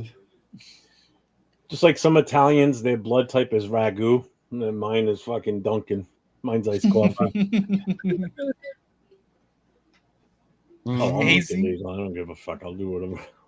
I can haze all I want. I don't give a shit. Yeah, but I mean that's cool. I hope you link up with I met Cisco this weekend, so I met Cisco. Oh, shout out to the Black Hole. I talked to him on the phone a few different times. He's a cool dude. I would say this about Nevada and Northern Cali. Great fucking event, man. There was no bickering, no this. I want to be here. I want to be there. Fucking so embracing. Like honestly, I was telling my girl like this reminded me of why I liked coming up to Oakland. Was that camaraderie, right? I mean, obviously you still have the diehards. It'll never be like this, and fine, it doesn't have to be like that, right? It doesn't have to be like Oakland anymore. Vegas can be Vegas. Let Vegas be Vegas. Is what I say. LA was LA. Oakland was Oakland. Vegas is gonna be Vegas. Like stop trying to repeat what we had there because it's not gonna happen. Right? Yeah. We gotta make it our own now. But I mean, shout out to them, dude. The Black Hole, they were so cool as fuck. The Reno chapter, fucking Sacramento. So you went into Ricky's too, huh? Yeah, and then we went to Ricky's the following day. You know, shout out to our homies there. They let us sit there with them, and then we met Kenny Shea. Kenny Shea was just chilling there with us, bro. So cool. You know, they were filming a documentary there on mental health awareness. So they interviewed a bunch of people, a bunch of the players there, and they talked about it. They officially made Kenny Shea like the ambassador of the Black Hole Sacramento there. So there's a video. I have to put all that stuff together still, but yeah, it was cool to see that part of like the clubs get together and do something, and especially Saturday because it was at a high school. It was at a local high school. You know, to see car clubs that weren't even Raider fans come through and bring their cars, you know, for the experience, for the families to come out. You saw kids out there, you saw families out there. So Yeah. I think that's the part I'm looking forward to right now. You know, even with the summer kickoff. Summer kickoff is the same way. I got a bunch of flyers from Lorenzo, and it's very family oriented this year. You know, he had it the Cardinal games, he had it for the kids. You know, he's even gonna add twists and stuff to the games when we're playing. Bro, you know? I'm bringing a lot of kids and shit. So much fun. All of being, them, bro. As opposed to other events where you kind of all just chill in your tent, you know. And this is gonna be to get more people to be more interactive and stuff like that. But, That's dope. Mm-hmm. I'm jealous of you guys next Saturday. It looks like it's gonna be a fun time for sure.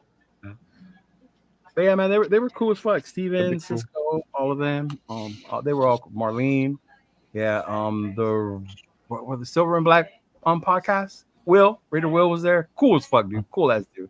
Yeah. Mm-hmm. It was a lot of fun, bro. So definitely that got me excited again for the season and like why I like going to the Raider games. You know, hanging out with them, stuff like that. Although I was tired as fuck. We went to a pizza spot trying to watch the Canelo fight. We did not last. It was like 7:00, and my girl looked at me like, "I'm tired." I was like, "You know what? Let's go." Yeah. And I heard what a boring fight it was, so I'm glad I went home to sleep and back to the room and slept. I didn't miss shit. I didn't even get to watch it, bro. I didn't even watch it. I went to a comedy show that night. Yeah. I guess boxing isn't back, like some people like to think, huh? I love Canelo, bro, but I mean, you know, we knew who was gonna win that fight, bro.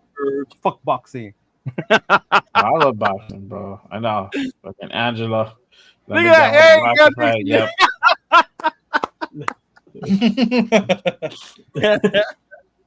I'm not even kidding, Rorschach, man. That is so true, bro. I was fucking tired as fuck, man. Fucking lightweight. We set up like at 8 in the morning and we got done like at 6. Yeah. It's crazy. That's nothing. Oh, whatever. Young buck over here. That's nothing, bro. I go to sleep at 4, wake up at 5:30. Yeah, man. Fuck all this that. Guy go work 10 hours a day. Okay, calm down, bro. Don't be putting that ageism over here, bro. The ageism. Wake me up when So on another note, the Canelo fight. You guys saw the date for that, right? Which one? The fight's either Cinco de Mayo or May 14th. No, not May 14th. Usually does Mexican Independence is September. Yeah. I mean, September 14th. Yeah, that's what I meant, bro. So that's when he's Leo, is Angela holding you hostage and making you talk boxing? If he is, blink twice. No. The only reason I brought it up was because he's fighting Saturday. So if he's fighting which would be week 2 in the NFL, does that mean we're going to be away that week? So maybe that would be the New England game, right? My thing is I'm trying to figure out when our first home game is going to be. Mm-hmm. So based on that, it's not week 2. As I doubt they have a fight Saturday, and then they fix the stadium up. I mean, they could do it. Yeah, they could. I'm not saying they won't. Yeah, right? They could. Is that Allegiant? Is it Allegiant? It's at Allegiant. Crawford and Canelo. Okay. Yeah, it's at Allegiant. Yeah. I forgot. When's the fight? Is September it a Friday? 14th. That's Saturday of Mexican Independence Day. So hold on. I got my calendar up in here. So it's September 13th. Mexican Independence Day is actually on the 15th. but it's that weekend. Yeah, weekend. He fights on the weekend. Dude, they easily could because the field's going to be outside first of all, so they can prep the field outside. Right. As soon as they're done with the boxing, it takes them no time. Have you ever seen how fast they clear out for when I've they seen do it. motocross indoors? How fast they get the dirt and shit out of there? It's fast. Which would be cool, if you do a game on a fight weekend. Yeah.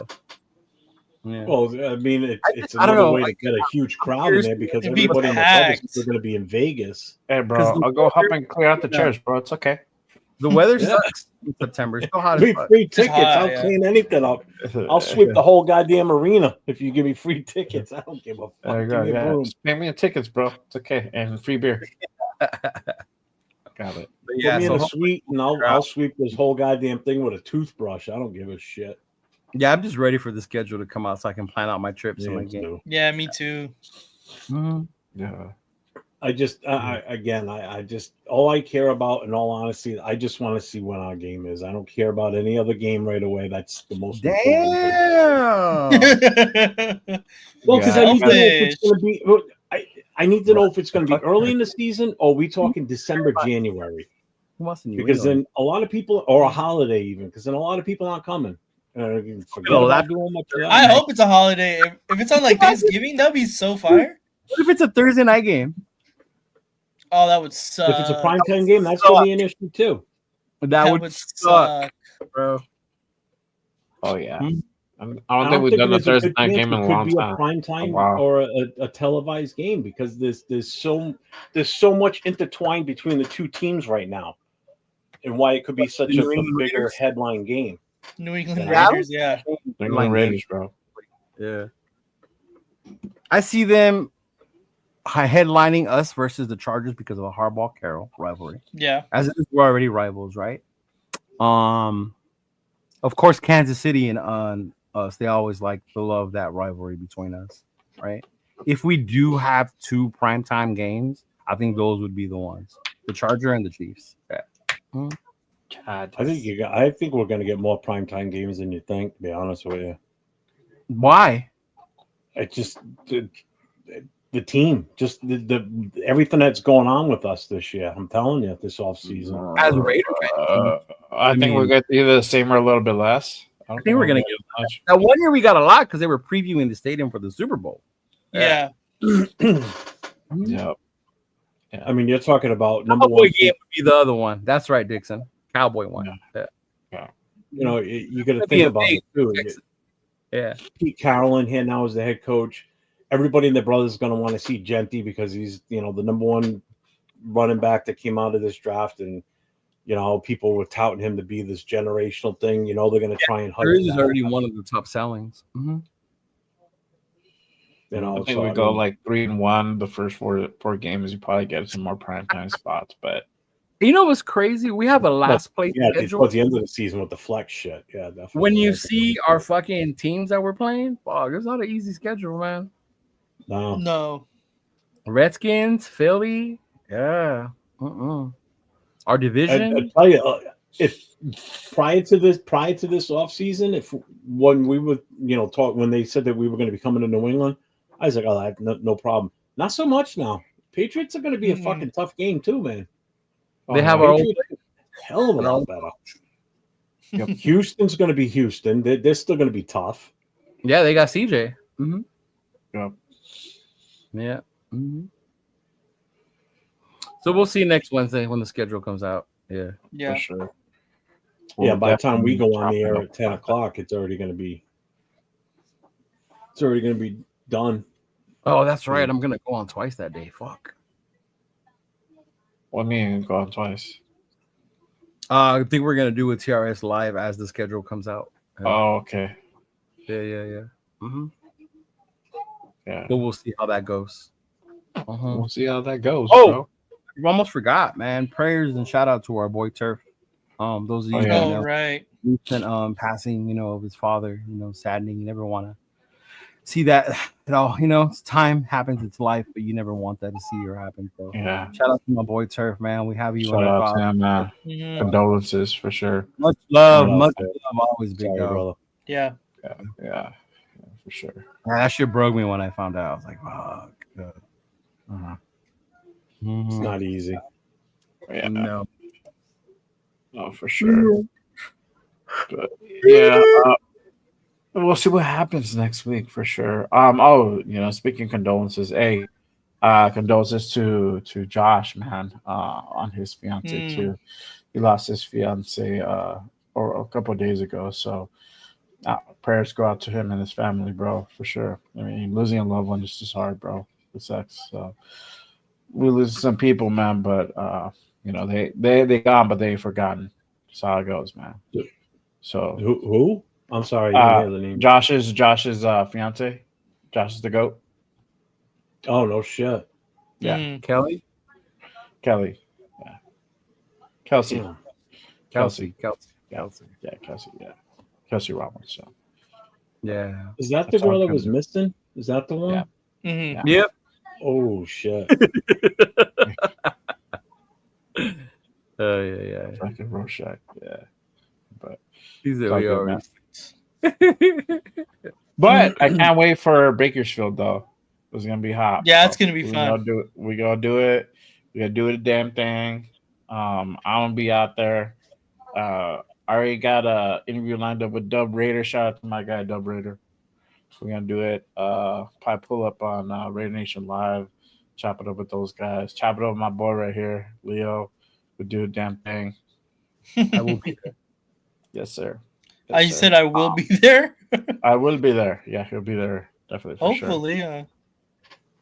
Definitely. Yeah, well, yeah, you're gonna be working out there, so you do. I'm I'll be gonna be working a little. You say you're gonna be working out there. Oh Yeah, yes, me. Yes, I am. Yes. Yeah, I'll be working out there. Even too. Nate. I was like, Nate's gonna work. Yeah.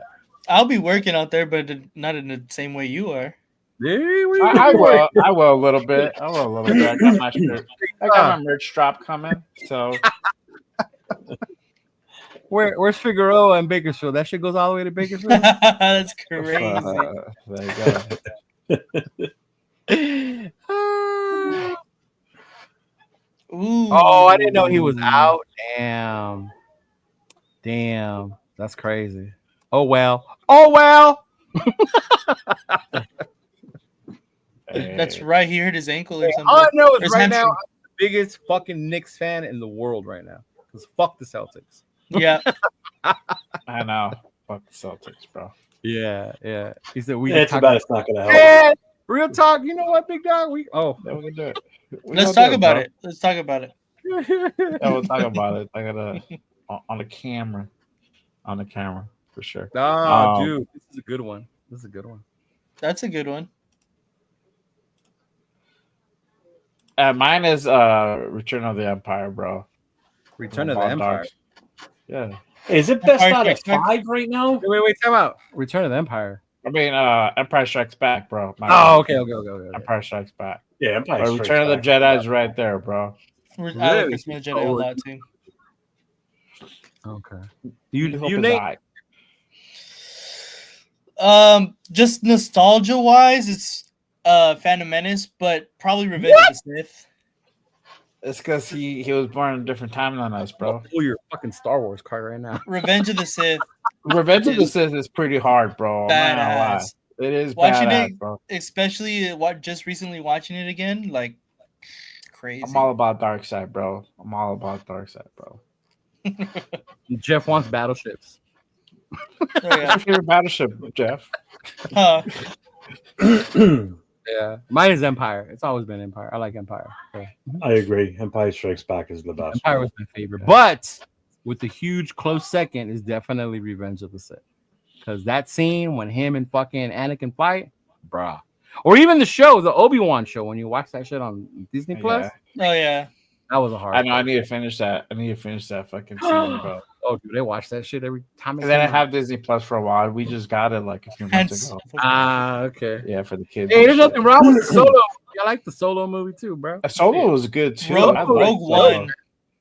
Yeah, Rogue One is too. Yeah. Up there too. He's badass. Last Jedi was good too, bro. When Han Solo was killed, I yelled. I cried out. Heartbroken, bro. No! It was his son. So spoiler alert. It was his son. Oh man, dude, I really did. Everybody like stopped and looked at me. Han was my dude, man. Shit. minus Fanboys. Fanboys is a funny ass movie too. I love that movie, bro. Yeah, Fanboys is dope. Yeah. Yeah, it is Star Wars month. That's true. That's true. Man, all this Raider shit, I missed out on watching Revenge of the Sith. I never saw it. It's still out. Not anything in the theater near me. I gotta look it up. I'm gonna look it up. You hear that, babe? I'm gonna look it up, and that's what we're doing this weekend.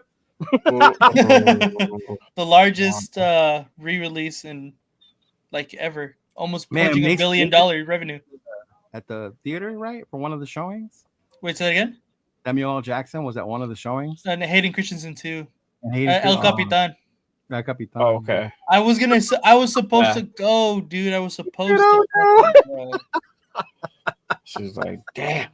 She's like, damn. She thought she escaped. I got this shit, bro. Literally, I was asked on Sunday, "Are we gonna watch this shit all day?" I'm like, no.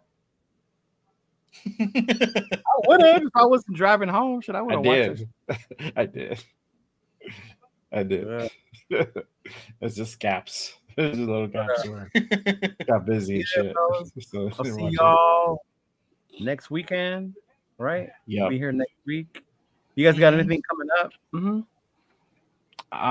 Go ahead, guys. You first. You guys are before me. Nate, Jeff, Jeffrey. We got our show tomorrow night. We haven't really talked about what we want to do yet. I got an idea though. What is that? Seeing as though Sunday morning we're going to be playing Tecmo Bowl with Afakasi and them. How about we go a little head to head tomorrow night in Tecmo, you and I. That'd be dope. Which one are you guys playing?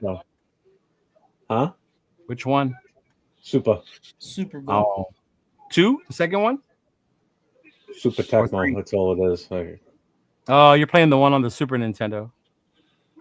Okay, that one's different. That's 3. Well, it's from an emulator, so whatever they're running on there, that's the best 2 are the first 2. One the original, and then Super Tecmo Bowl, which is still on the NES, but that one's good too. Yeah.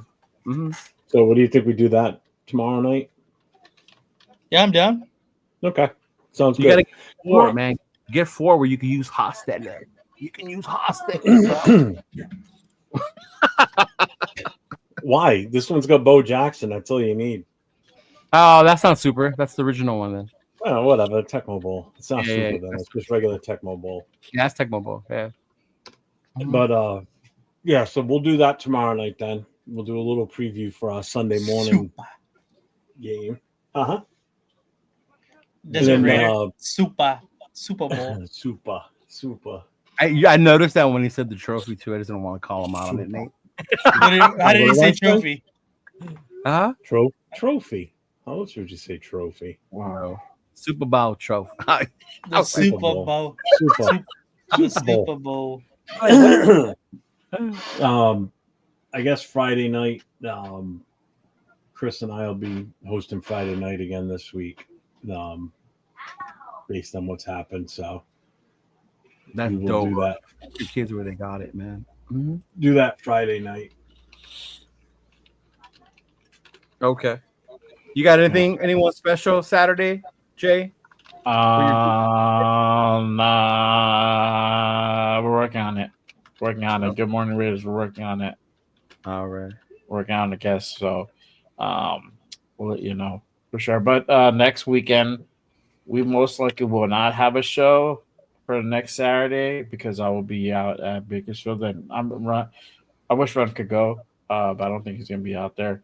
But we have that. I have that week closed off, so no guests lined up for next week unless somebody that I hit up would respond to that date. There's only a select few, and it would be a really big guess if that does happen. So we'll see. But as far as right now, we don't have anybody lined up for next Saturday. The Saturday after that, we do have guests. We're booked up for the next few weeks. So make sure you guys go ahead and tap into that. I mean, we just had Mitch Renz on Saturday. It was a fire show. If you guys haven't seen it, make sure you guys go on my channel to click, or if you are on my channel, click the link down below. It's right there. You guys can go ahead and tap in. Shout out to Mitch for pulling up on that Saturday. I know Jeff wasn't there. He wasn't there. I didn't Jeff see him, wasn't bro. in there. Nope, No? he wasn't there. No. Damn, Jeff, why weren't you there? Oh, I was there. I watched it. Oh, I he just didn't say shit. anything. Ah, I did say something at one point, but it wasn't anything. Maybe Run saw I it just because I can't didn't stand the see it. fucker. I think he's a fucking annoying little fucking twat bag. Sorry. He's a little fucking puss. I got no fucking use for the guy. That's why, just out of respect for you and Ron, I didn't say anything. We all just get along. No, fuck him. I think he's a piece of shit. I'm sorry. Bueno, like if we had him on this show, I'd be civil. I wouldn't bust his balls or anything, but I got no use for the fucking guy. I'm sorry. I think he's a fucking poser. I'm sorry. Oh man. I don't know. That's a different, bro. Just watch his fucking show, man. It's a fucking I joke. watched it. Oh, we watched it. We've been on there together, my guy. We're glad we brought this up. I'm sorry. I know. I was like, I didn't see him, bro. I have about as much respect for him as I do fucking Tom Brady and any other fucking Patriot player. Tom Brady's a part owner of your football team. I don't give a fuck. I've told you before, I'd still punch him in the face just once when he walked in this room. After that, I'll be all right with it. He said punch you before. Like you got that New England shit came out. Not before. Sorry, it's just hard to sit here and listen to a guy talk about the Raiders when a few years ago wasn't even a Raiders fan. Second of all, and I just think he's in it for the fucking that whole bang stupid ass shit that he fucking does, and that idiot Chugs that's on there with him. That guy's another fucking retard. Can we get Chugs on here? Fucking boobs. I know, right? Oh, him! I'll bust his balls all day long Let if you would have me work on it, bro. Let me work on that. I'll get him. Work on that. Oh my god, that'd be fire. I'm gonna probably content get farming for sure. Will to come on our show, the guy from Raider Nation, Silver and Black podcast. Oh, dope. Collab on something, so I was gonna tell him to come on here. Also another guy, but oh man, that's funny. But I'll say this: I get it. We all don't agree with certain people we don't like. I will say this, Jeff. When we say he wasn't always a Raider fan, I don't always see that as a bad thing. If you weren't a Raider fan when they were in Oakland or LA, doesn't mean you can't be one now. I get what you're saying though, about using platforms for fans and right. There's certain people that I watch when I look at their thumbnails. All their thumbnails are clickbait, and that annoys the shit out of me. Right, and that's it. But let me tell you something. That's the only one that goes all the way across. This dude went to Oakland. I didn't fucking even get to go to Oakland, bro, to watch these dudes play, and that's something that I have to like. There you go, make money less. It's just don't flip. Once you go to Silver and Black, split. All right. Mm-hmm. Yeah. I mean, I was lucky enough to go. I mean, it doesn't mean you had to have gone, right? Yeah, I'm sure Nate. Yeah. But it's what?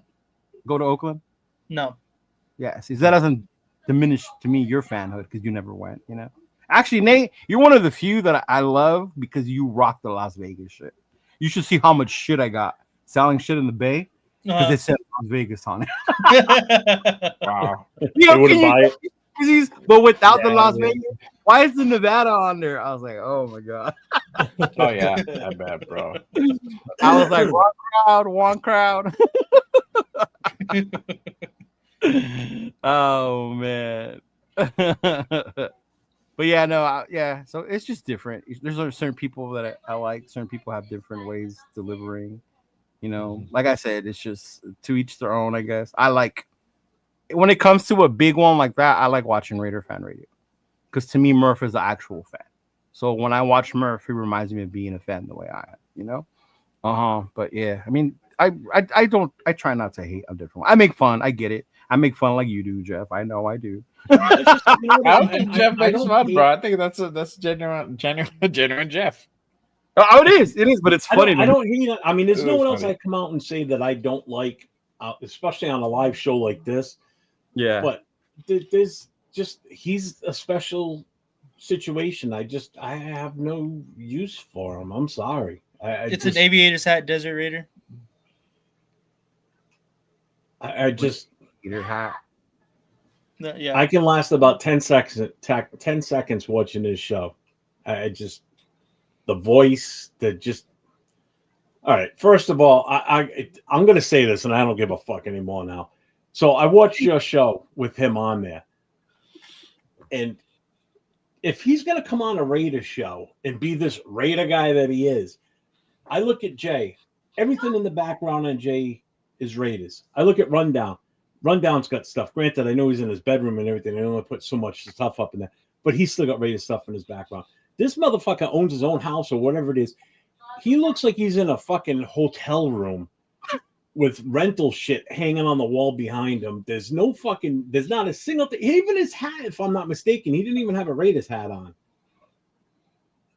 I think the only time you saw anything Raiders is when he got up and showed the tattoo.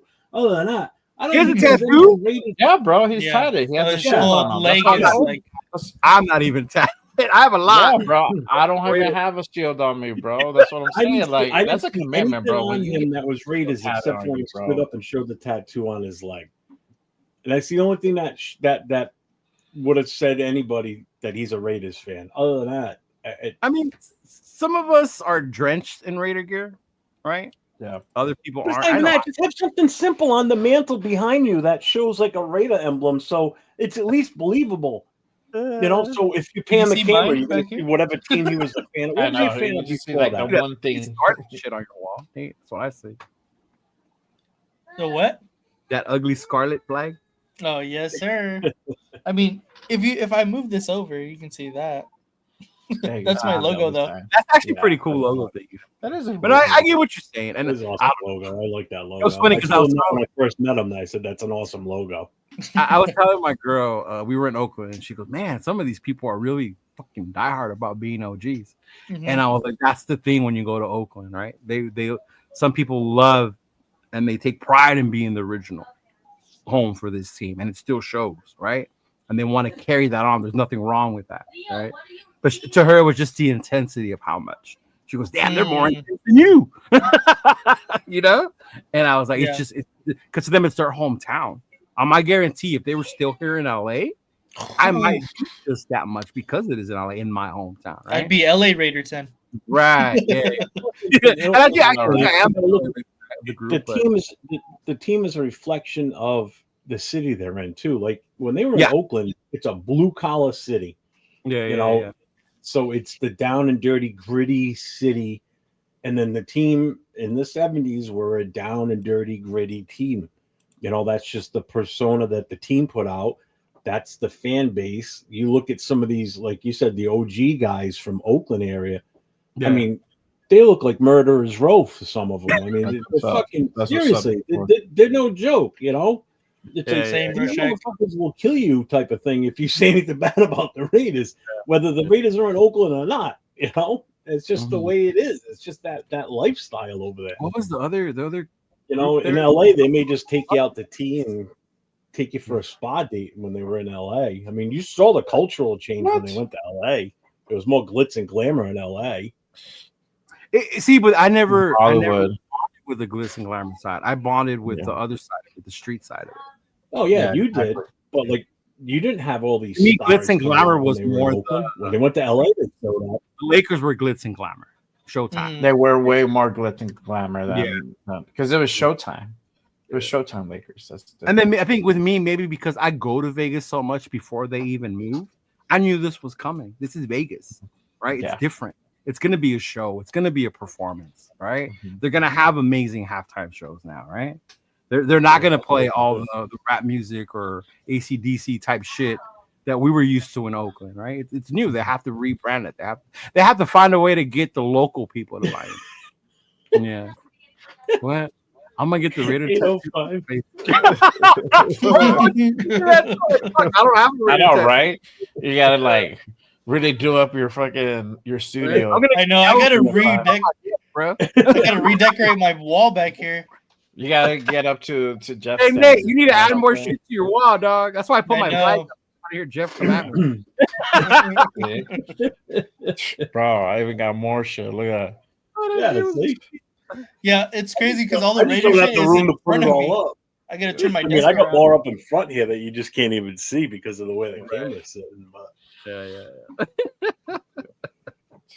yeah, he's a fucking tool. That's it. That's all I gotta say. Sorry.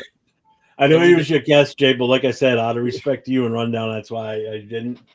I bit my tongue watching him talk and everything. It's just like nails on a chalkboard. Last part of his shit. I'm hanging more Raiders. He's like, fuck this. This looks cool. He's gonna fucking leave Bakersfield with all kinds of shit. That's for my wall, so Jeff don't get mad. For real. All you fuckers out there that don't have Raiders shit behind you, this is your homework assignment for next time you go on the air. There better be more shit hanging on your wall. More Raiders shit, bro. Raiders give us but hey, no, like, bueno, I used to have my room when I was in the back house, silver and black. The walls were white, silver, and black. That's dope. Hey, you know what? And I'm not lying either. I wanted to paint some of the rooms upstairs black, and I was shot down on that. I said, "Why can't I have a black room?" Yeah, like I was going to take over one of the rooms before we moved down to the in-law apartment. I said, "Why can't I have a black room up here? Put all my shit in." Kids moved out. I tell you, boy, bro. You're in a fucking garage. How much shit can you put up behind you? It just shows behind Nav's man is his rafters. Oh, it's got that Raider flag hanging behind him. Paint your steel in black. That's funny, man. That's funny. I guess everyone's different. I walk around with it all the time. That's just me. That's how I am. Yeah. Mm-hmm. I didn't always. Yeah. Jeff, it's your fault. Waking up my kid. Fucking Rorschach, bro. His daughter's gonna come out like, what the hell? She already moved him once. Dude, did you see his show the other day? His daughter was in the chat, and she said something, Dad, and he didn't even pick up that it was his own daughter in the show. No. Like she was in the chat talking. He goes, "Oh, that's my daughter." So that's one of the reasons why he wouldn't say Dixon Cider the other night too. Oh, Get it. Lockdown, bro. Hey, you guys, you guys meet my little nephew Noah. His dad is a Chiefs fan, so he came to the dark side. Came to the dark side. You guys will see. You guys will meet little Noah, man. Noah's cool as fuck. He's getting die hard. He's not switching. He's staying with us. Yo, tripping me. Bro, you have the greatest name in YouTube history. It's fucking great. That's what it is, bro. That's it. Just most deceiving name. I really thought that was his fucking name. Pause, bro. Yup. You don't get out much, do you? You know what it is? I don't think of the YouTube names that way. If I'm gaming, I didn't know about that. If we were playing Call of Duty, I would have picked up. Oh yeah. If we were playing Call of Duty or Warzone, I would have been like, okay, I see, motherfucker. Like, yeah. Hey, here's a hint. People on YouTube use kind of the same names that you see in fucking Call of Duty. They come up with some I'm new to YouTube, name. bro. This is my second year on YouTube. Yeah. Mm-hmm. I never use YouTube as much as I do now. Yeah. Mm-hmm. This is your second year on YouTube? Second year? I thought you were on longer than that. Nah, man, it's only second, going on my third. Yeah. Mm-hmm. Yeah. This will be my third season coming up. Yep. Official second off season because I didn't do the off season the first time around. Yeah. Uh-huh. Yeah. I definitely got into this shit at the right time. I got it in such a dysfunctional year. There was so much fucking content to be had. You could seriously. I wish I would have started this on the playoff year. I know, right? That would have been sick. But you know what? That was the year Noah became a fan, so I'm cool with that. And that was the year Noah switched over. Yeah. Because I used to go to Vegas a lot. And he said, "Uncle, if you bring me something back Raiders, I'll become a Raider fan." I'm like, "You're lying." He goes, "No, for real." So I brought him a Jonathan Abrams t-shirt, number 24. Ooh.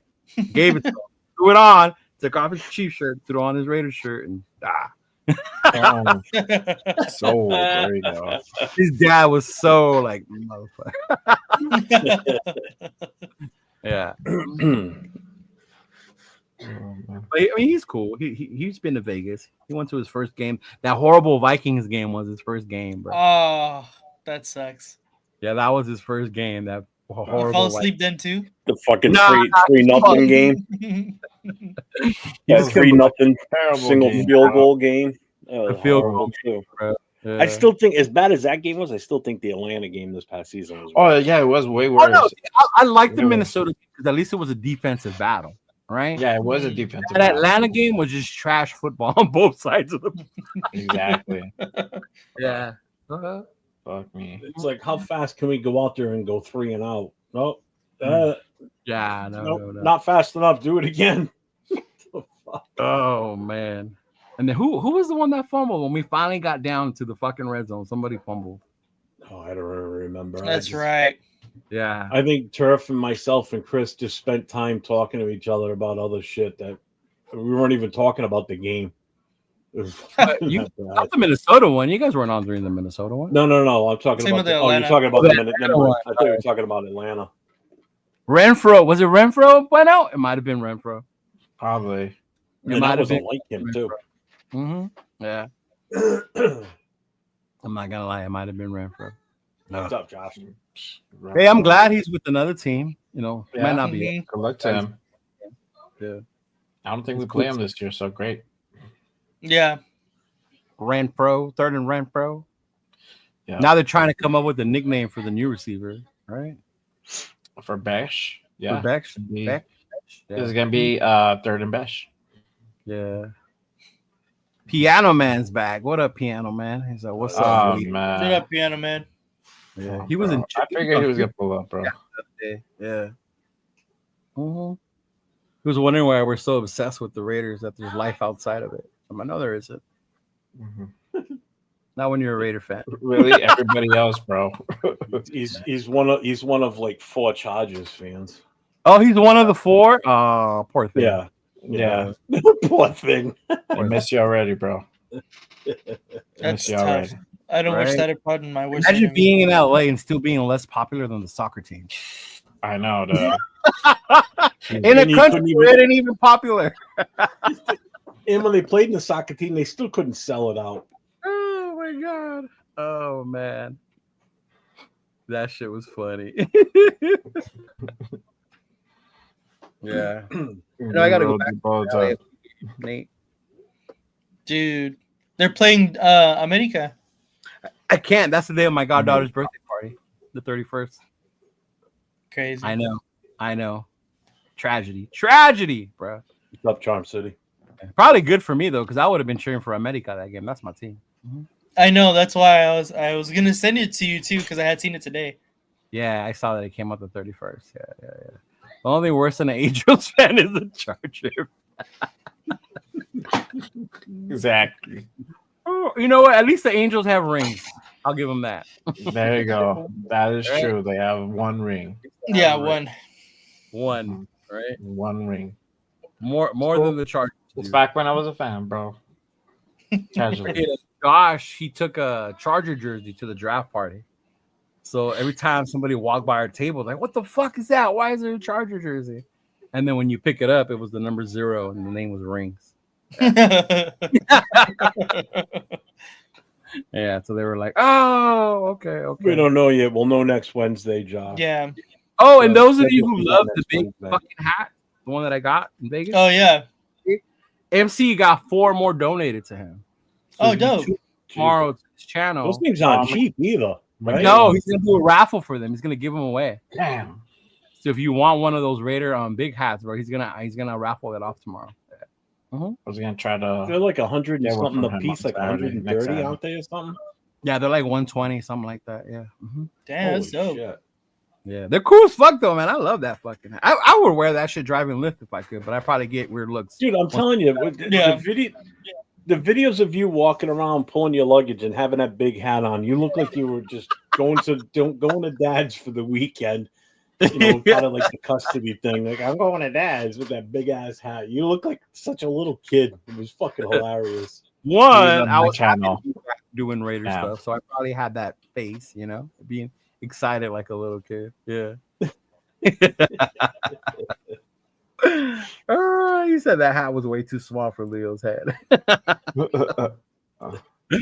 Yeah, man. I'm already thinking of an outfit to go with that hat for next season when the game starts, bro. I'm rocking that shirt with some overalls. I'm looking like a Mario. You can get hella signatures on that, though. Right? I'm going to. That's a lot of space on there. I'm going to try and get signatures. Have you seen those videos where like they'll show a guy coming out with cowboy boots and he's got like a long toe to it, and then the next guy he's got an even longer toe to it. Oh, you mean the little toes that curl up on the front of the boot? Yeah, or another guy comes out wearing a winter hat, but he's got it like to here. Then the next guy comes down and he's got it covering the hair on his face. Yeah. And then the next guy's got it like his whole body's like inside a winter hat. You haven't seen any of those? I've seen the ones you're talking about. Yeah. Yeah, that's what you need to do. You need to put a pair of those boots on with that hat, like those big super long front toes on them and shit. Pair of fucking overalls. You look like fucking Vince Wilfork out there. Nate, Jay, you know what I'm talking about? The pointy What? ones, those long bicep boots. The ones that. Oh yeah. Yeah. How about those? Yeah. What the fuck? I have my cloths ready? Are those like Come on. bags? This is a cloth, bro. That's all the Well, treasure. because he's gonna be doing this because he's so excited to see the Raiders. It's a little tiny bolt, bro. That's it. Oh man. Oh, that's funny. But yeah, man, I can't wait till that schedule comes out. Then we can start talking trips, games, things like that. Yeah, definitely. See when the first, home game is here in LA, because we always have to. Yep. Well, I mean, with all the millions I'm making on YouTube, so some people in the club think I'll take everybody out to fucking Vegas. Oh man. Botas picudas. There you go. That's There you it. go. Yeah. What the fuck does that mean? You know what? I actually have Incredible Hulk hands, and I was thinking about painting them silver. No lie. That'd be cool. But I don't want to dress up. It's too much. That ain't me. Like, yeah. It's kind of hot. It gets hot, no? How hot That's is what, it? that's what I've heard people say. in Vegas. All the way When I up went until, to that too. against Carolina, it was hot as fuck. The Cleveland game, it was hot as fuck. Yeah. I just remember the Chargers one game being was in hot as October? fuck. That one was cooler. It was cooler in October. So October was cool. Yeah. Yeah. Yeah. All right, fellas. Is there anything else? I got to bounce. Nah, we just gonna be out there in Bakersfield next Saturday. So if you guys got going, hit us up. Oh, at least hit me up. I want to know. I'll meet up with fans and shoot the shit, bro, for sure. Yeah, hell Hey, yeah. I got some sale. I got some shirts coming through. Merch drop. I'll have them on that day as well. Yes. Yeah, and then you guys can go ahead and go on my socials on Instagram. I have Instagram and TikTok. I have them posted up, so you guys can go ahead and see what they look like. Were you getting those shirts? I know some fucking cool guys hooking it up, bro. He's fucking Oh yeah, top dude, bro. Top dude. Class A shit. Class A shit, bro. Damn, I like merch. I wish I had merch. Dude, just show me. I'm just fucking Whatever. around. I'm fucking around. Get off Battlefront. I thought you had disappeared on us for the longest, bro. Oh hell no! I could not wear those red boots, dog. I couldn't. I'm sorry, Bueno. I have my limits. I cannot wear those beats on my feet. Oh my god. Kay Adams was with you. She better be fucking Jezebel. Fuck that bitch. Jezebel. Y'all can have her, bro. It was just We're your that turn, train, bro. homie. It's just your turn. It's your turn, right? Yeah. I love it, bro. I'll use them. Yeah, this one threw up last year. It was so hot at the Cleveland game. Oh man, it was hot as fuck at that Cleveland game. Yeah. But yeah, man. Hopefully, I'll see some of y'all out there in Bakersfield. If you do swing by, I'm gonna try and walk around. I probably can't because I have to work my booth. But y'all walk around. Y'all want to bring your boy a beer? Bring me a beer. I got you. I'll hook you up with something. Because I'm not allowed to leave the booth. I got you. I've already been told. Wow. Already been told. Not for PP breaks, bro. Well, because I'm the one who carries all the what you call it, codes. The squares and shit. So when they get paid, they want to make sure, and I'm the one who has the codes, and I make sure we get paid. Yeah. Oh, okay. Yeah, so last year, take over when Easy E's son was singing. I wanted to run up there. It was like, I was like 2 feet in front of my booth, fucking off. I got all forms. I take all forms of payment, just so y'all know. But yeah, I'll make sure y'all get your tickets, the VIP ones. Get the I got the VIP ones. If you want the autographs, make sure you guys buy the autographs. Right now it's Jeremy Chin. Of course, Jay Schrader's gonna be there as well. So yeah, be a lot of fun, a lot of family fun. Yeah, for sure. I'm taking all the kids, bro. All the motherfuckers coming, bro. Yeah, it'll be fun, bro. It'll be fun. Yeah, for sure. He said, "Get your own interview, white girl." You must not watch football. She was ours last year. Oh yeah, bro. She was all up on our shit, dog. Yeah, you can have her. What does that mean? Like have you talked to your coach? Mm-hmm. Yeah.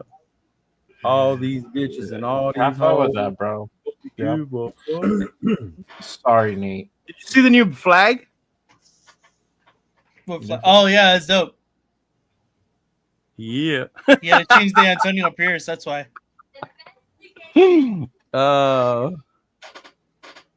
What do you say? Y'all interview for the Raiders comes off. Get a piano man, whatever floats your boat, big dog. Yeah. We don't judge on this page. With the name like Piano Man, I am not surprised Elton John is his favorite singer. For real. Facts. Actually, Piano Man is Billy Joel, but that's besides the point. See, I wouldn't even know that shit because my shit just don't even go like that. I may draw the line on Michael Jackson dances. Me and Nate are gonna have to get down in Bakersfield, man. We'll do the kid and play. The kid and play. How Nate? I've tried to jump over my foot like that. I don't think I can do it. Man, I couldn't do that. I'm about to do that now at 47. Fuck that. End up in the fucking emergency room down the street or something. Right. My ankle. I ain't trying to go to the emergency room in Bakersfield.